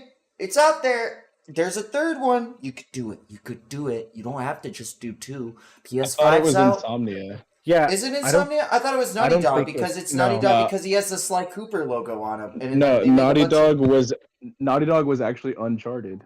Insomnia did Infamous games. Yeah, they also did Ghost of Tsushima. The Ghost of Tsushima crew did the Sly Cooper games, and I think also Infamous. Weird. I thought it definitely was Naughty Dog. Nah, I'm almost positive it's Insomnia because that's my Spyro gang right there. Yeah, I liked like what was the dude from Prototype's name? It was like Mercer or something like Alex Mercer. He was not a good character. Cole was a way better character, but I just liked that in Prototype the powers were more diverse than just like Gober. You know, Sucker Punch was Ghost of Tsushima Sucker Punch, and yes, Fly. it is Sucker Punch. Who else thinking of? And they did Sly, and they did Infamous, and that's why Delson has the Sly Cooper thing. If you look on the thing of pins that Delson has on his vest, he literally has like a Sly Cooper pin on there. Like, Hey yo, a gun to your head. You have to pick one: Ratchet and Clank or Jak and Daxter. Ratchet and Clank. Oh, I can't. You can't pick both. Fuck. It's so hard. But I think I would also pick Ratchet and Clank. There's I liked two. I liked Jak and Daxter. I like the Daxter game on the PSP. Yeah, I like Jak and PSP. Daxter, the precursor Chronicles, because it was the funnest fetch quests I've ever been on, and some of the craziest like mini games. But the sense of humor was just a little bit too gimmicky for me comparatively to like the Ratchet and Clank games. Yeah. Then you get like Jak 2 and Jak 3, and I'm like, so this is Grand Theft Auto with elf ears. Cool. Like I'm fine with it. It's cool, but like it wasn't like anywhere near as fun to me as the continuation of dude, they're like 6 ridiculously good Ratchet and Clank games. I feel like there's only really like two good Jak and Daxter games. Have you seen a playthrough of Rift Apart? No. Okay, I might have to play through it on my stream then, just for you, man. That game's so good. It's so good. It was so nostalgic playing through it. There was something like playing through all 3 of the Jak and Daxter games and having that whole lore, and something about playing Daxter on the PSP, and like that game was pretty like bad. But it was bad because Daxter was so weak, and I was like, this makes sense in lore for me. And it built off the lore of what Daxter was doing while Jak was lost. And like, I was like, this is revolution. I haven't seen a game do this. It's like Lion King 1.5. This is so cool. I'm getting lore. Like, I don't know, man. And so like Ratchet and Clank had Size Matters on the PSP, which came out first, didn't it? So like it already did it. I can't speak on that. I didn't get a PSP. My father growing up, it was actually Secret Agent Clank, by the way. My father growing up was like, all right, you're going back to your mom since you're done visiting me for the summer. Pick one. And I either could pick the PSP with ATV Off-Road Fury or the DS with Mario Kart or something. And I picked the DS. Or something. I don't know. It was a dumb game. I just remember picking the DS because I knew that there were Zelda games, like the potential of Zelda games on that, you know? Yeah. I loved just like the first 3 Ratchet and Clank games were so ridiculously good to me on the PS2 era. And then going into the PS3 era, the next 2, which is so it was Ratchet and Clank, and then it was Up Your Arsenal games, right? No, it was so it was Ratchet and Clank, and then it was Going Commando, and then it was Up Your Arsenal, right? So like, and then you get a Crack in Time, and then the whatever the one after that one was. To swing for Jak and Daxter, I really like All for One. Sorry, I remembered what it was. It was All for One. Bing bong. No. Bro, Swear there was I don't know. I liked it, and like for me, like we wouldn't have, like if we're being really real, we wouldn't have Borderlands as it was if it weren't for Ratchet and Clank. Like I'm gonna be completely real and stand on that with all 10 toes. It wouldn't have existed the way that it did if it weren't for like Ratchet and Clank. I'll say that. Oh my god. Then I'd have to like the Beatles, and I refuse. There's Ratchet and Clank. There's Ratchet and Clank Going Commando. There's Ratchet and Clank Up Your Arsenal. There's Ratchet Deadlocked. There's Ratchet and Clank Going Mobile. There's Ratchet and Clank Size Matters. There's Ratchet and Clank Future Tools of Destruction. There's Secret Agent Clank. There's Ratchet and Clank Future Quest for Booty. Ratchet and Clank Future Crack in Time. Ratchet and Clank All for One.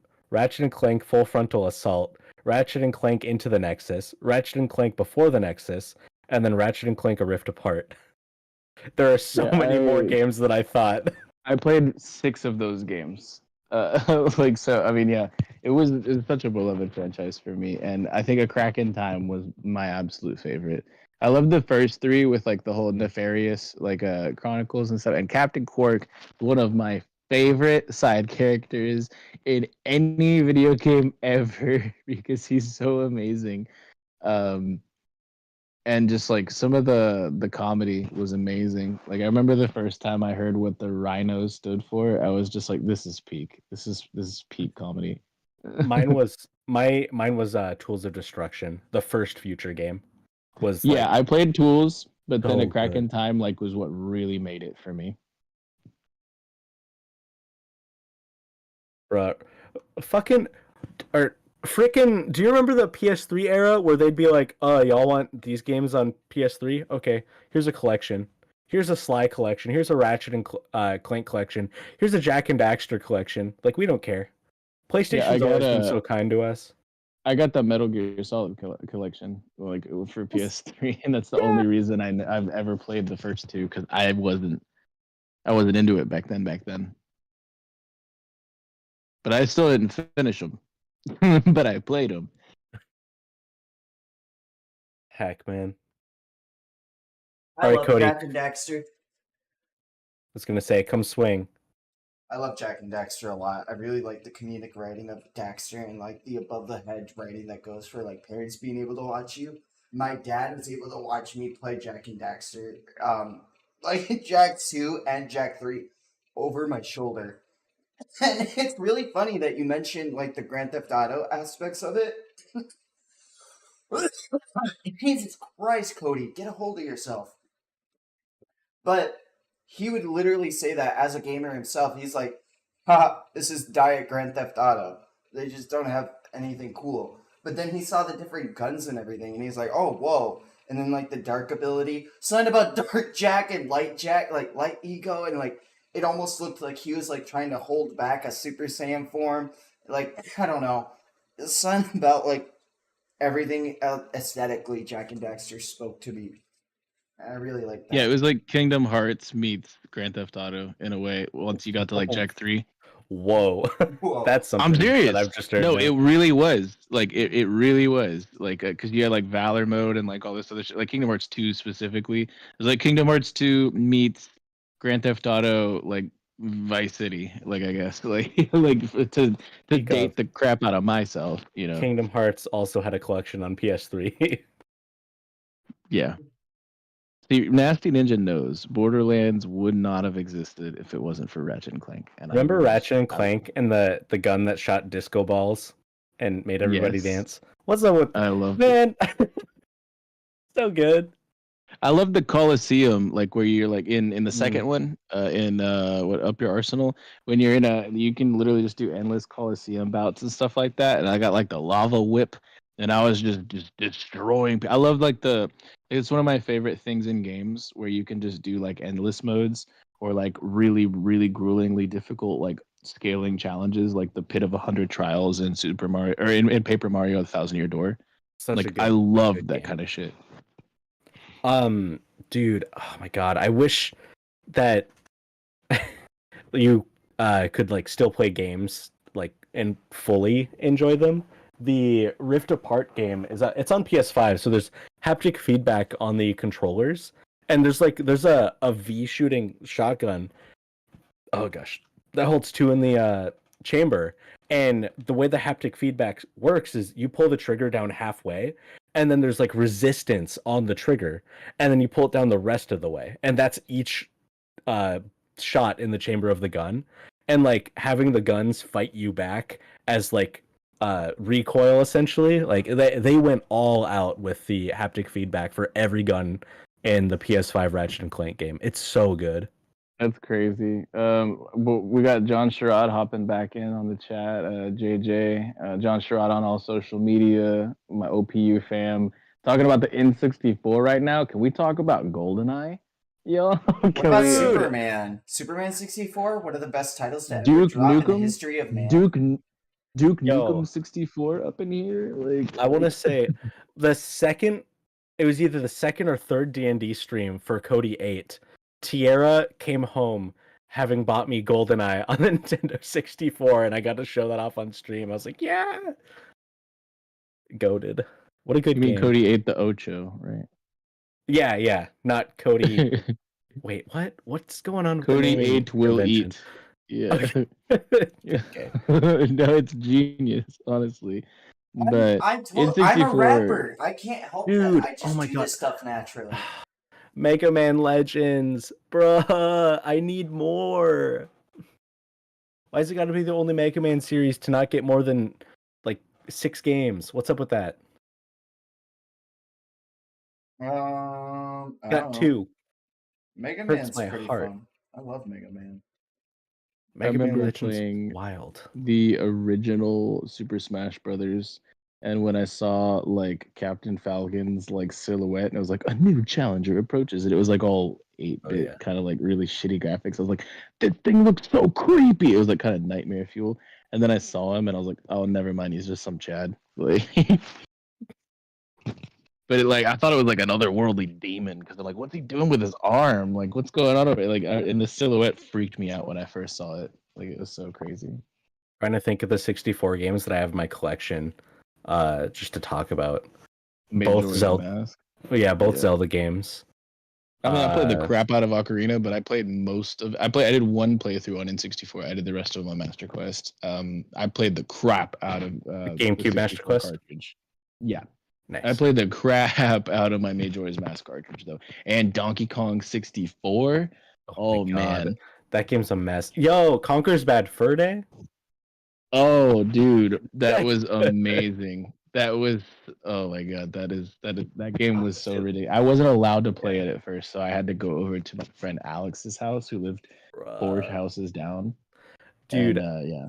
I was vicious as a kid. My mom Oh would my lock God. her copy of Conker's Bad Fur Day in the car in the glove box, and I knew it. So I would go out at nighttime while everyone was sleeping, and since I didn't have the key because the glove box had a key, I would like pry it open and shove my like 6-year-old hand inside to grab the cartridge, and then I would play it a little bit. And I would save the game like an idiot. So she knew what I was doing. But I thought I was so slick, like, oh, it's like I'm doing a heist every time I want to play Conker's Bad Fur Day, and like everything went over my head. I was like, I don't understand why I can't play this. I'm just going around and doing all these things. But oh my God, man! Nasty Ninja mentioned Beautiful Joe in the chat. Phenomenal And Diddy Kong game. Racing. Oh, Diddy Kong Racing's so good. Paved the way The for Mario elephant Kart race, 8. and when you're in the airplane, dog, when he's on the freaking magic carpet, that race was so hard. I played Oh. more of Crash Team Racing and Double Dash. I didn't play a lot of Diddy Kong Racing. I played a little bit of it, but Crash Team Racing took up so much of my time. Oh my god, the time trials after you beat Oxide the first time was Oh my crazy. God. His what laugh do you used do? to traumatize me. Bro. And then like I mean Double Dash, I think everybody dumped like at least 100 hours into that. Like that is just a ridiculously fun Baby game. Mario, Baby Luigi, let's go. Baby Luigi. I don't want to out myself. I've held a world record on Mario Kart like time trials before. I used to play competitive Mario Kart. Boss, please. Why can't you be normal, bro? And he's just like Lay down. Come on, right here. Bro. You don't need to put that stuff in your mouth. Come on. Bro. Trying to eat like hair clips, dude. Seat. All eyes on me. All eyes on me. But yeah, oh man, classic video games. Like for me, the PS2 going into PS3 era and the GameCube like era. Like I didn't mess with the Wii really at all, except for World of World Goo. of Goo, yeah. Yeah, except for World of Goo. But I loved the GameCube era so much. Like Sonic Adventure 2 Battle, Phantasy Star Online, like oh the original Animal Crossing, Lost Kingdoms, like Harvest Moon. Oh, bro. So I played Harvest Moon 64, and let me tell you, the autumn music like is still rent free in my head. It's amazing. It's so peak. It's one of some of the best. Why? Stop Crystal Chronicles. Oh man, like I love the GameCube. F-Zero. Yeah, F-Zero GX, Turok Evolutions. Dude, like 1 and 2 for the N64, the Turok games. Yeah. Peak. Yeah, it's so okay. Oh my god, Nasty Ninja, I freaking love you, dude. Phantasy Star Online episodes 1 and 2 were insane, and nobody knows what the heck I'm talking about. I have a Dreamcast. I know what you're talking about. I have never played, nor do I own it. Bro, they're so For what it's good. worth. For episode 3, they turned it into a card game, and I was like, I already played through Lost Kingdoms. I don't need this. I already played through Chain of Memories, and I hated it. And like, I don't know. Like, I was like, I just had a huge vendetta against card games at that point in my One of life, Memories especially like is a so video good on game. GBA. What are you on? I didn't like the mechanics at all. Story was fine. I didn't like That's the mechanics at all. understandable. I The just, mechanics I were fine until you got you to want me the to play a second card playthrough with game? Riku. Let me play a card game. Don't put it on a cartridge. Like, No, I dude, just, it was fine if you like. It's good, but when you get to the second part and you got to play through the game again as Riku, boss, so help me God, it sucked, dude. You didn't get to customize your deck. You just had set cards with set damage, and like, oh my God, there so many of the bosses were just vibe checks. It was like you're not playing the game to play the game. You're playing the game to suffer. yeah, it's like Dark Souls. Yeah. No, I'm sorry. Dang, man. But no, Yo, I didn't vibe MVC2? with it. Peak. Did you ever play Knights? Yes. That I shit own was it on the beautiful. Wii. That's my mom's Stunning. canonically my mom's favorite video game ever. She's told me a million times. I remember playing through that one pinball level on Sonic Adventure, and Yes. when Knights shows up, and she was like, "Cody, that's my favorite game ever." And I was like, "Whoa, okay, chill out. I'm trying to play Sonic here, though." Bruh, on stream for Sonic Adventure 1, I did the pinball thing for like 3 or 4 hours straight. Like I wanted to 100% the mini side quest in the pinball machine. Bro. Nasty Dark Ninja, Souls we're is like the just same. basic. We're like the same person because I Dude! remember playing the Pokemon TCG Game Boy Yes, like yes, with the cartridge. black cartridge. Yes. Yeah, dude, it was so Yes! good. It was so good. When I got Zapdos, I was just like, oh, the game is over. The game is over. Like, it was, oh my God. That was peak. But after that, never give me another TCG cartridge game ever again. Like, I'm sorry. It was not it, man. Like, that spoiled me. So I couldn't, I don't know. It was wild. So when are you getting Ah, Dragon dude. Ball Z Dokkan Battle? No, Oh my bro, it's God. not it for me. And no, the crazy thing is that was when Nintendo products, and I mean, I'm sure they're still built pretty well, but like, I've heard a lot about people's like Joy-Cons messing up and stuff like that, and the Wii Oof. caused property damage, but it was so Yeah, if you devastating. don't use the wrist strap. Yeah, but no, like the cartridges for back in the day, the Game Boys were so rock solid. I remember my cartridge for the OPTCG, or not OPTCG, sorry, I've got OPTCG on the mind, but for the Pokemon TCG Game Boy cartridge, it was cracked in half, and some of the the actual like circuitry was exposed to the daylight and the dust and the elements and the wind and stuff like that. That shit still worked. Bruh. I was like terrified that I was gonna lose my save file. Nasty But, talking Metroid Fusion. A lot of people hated that one, but I didn't liked fuck with it. Fusion. I I liked liked it. Prime. Final Prime Fantasy 2X. Tactics is so good. Shout out SD Ninja. Let's go. Oh my gosh. Yeah, One of my Tactics favorite is games man. for the Game Boy, though, We I have talking to Sacred spit is Stone? Dragon Ball Z Legacy of Goku 1 Legacy- and 2. Mother- Let's I knew go. it. Oh, that game. And then the Dragon Ball GT side scroller where they have it's like almost like a what's that one? Double Dragon. It's like Double Dragons, but you're just playing through GT characters, going through the whole GT saga. And when you finally get Super Saiyan 4 Goku, and like you time sync one shot everything on the screen, it feels so good. It's like I had to play through the worst game ever of my life to get to this point, but now I get to dog walk everyone. It's like, hello, I'm Super Saiyan 4. I've been holding back a while. I like the little gruff he puts on Super Saiyan 4 too, so it's not just like adult Goku. Like it's like he's really holding something primal back. I love oh god. Oh. Those games hit hard for me, dog. That was like a core memory playing Legacy of Goku 1 and 2 too. Like struggling to like beat Frieza. Pew pew pew.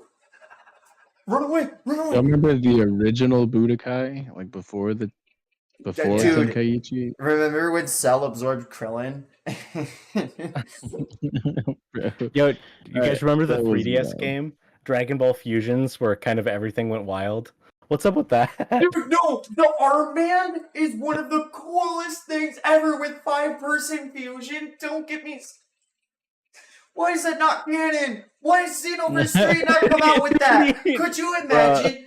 Dude, 5-person fusion. Could you imagine Tournament of Power if they had other universes like fusing 5 people? Oh my god. Those boy. armbands need to be made a thing, dog. That fusions game was so cracked. Oh my gosh, what is that other one? What's the other one for the DS too? Oh my god, I'm drawing such a blank. I had such a Kid fond Icarus memory. Uprising. That's a peak game. I need that on Switch bad. That was sick. Yeah, that's a. Oh my goodness. For a while, I've said that was my #1 game of all time, but it's tough, man. Like Outer Wilds, not Outer Worlds. Outer Wilds is Cody eye roll. Nah, man, you don't get it. Did you ever play like Ico and Yeah, and like Shadow of Okami Colossus. and like Shadow of the Colossus, like those kind of like really concept heavy games that were just super mechanically like built different, you know. It's when they take the mechanics of the game and use that as a part of, or sorry, Oh, shit. when it's like how you play the game is a part of the game. It's not just I'm controlling a character. It's oh my god, I don't want to spoil it. Tale of Two Brothers is getting remastered.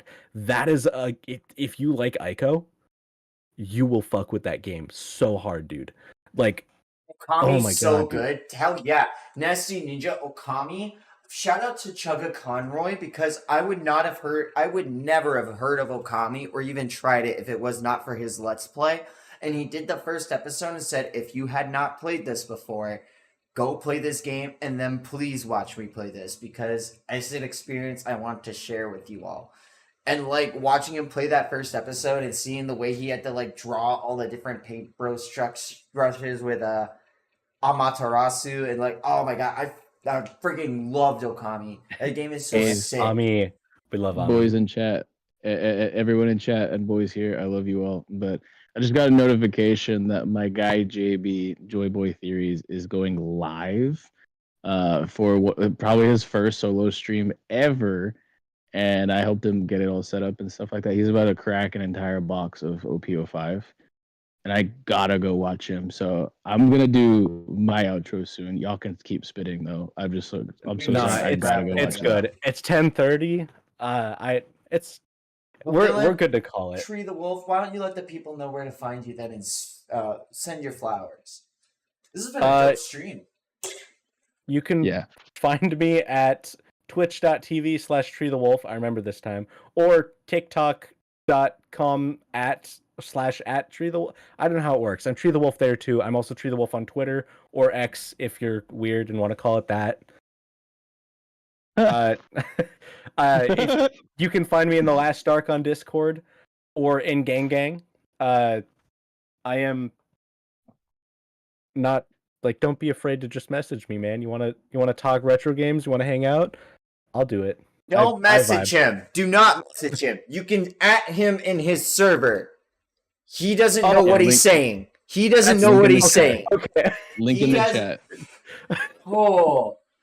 Link in the chat. Watch TreeTheWolf on Twitch and go join Gang Gang. I just put the links in the chat. We've also got a stream with Desnus tomorrow, and a stream with Hime tomorrow, and a stream on Cody's Twitch tomorrow.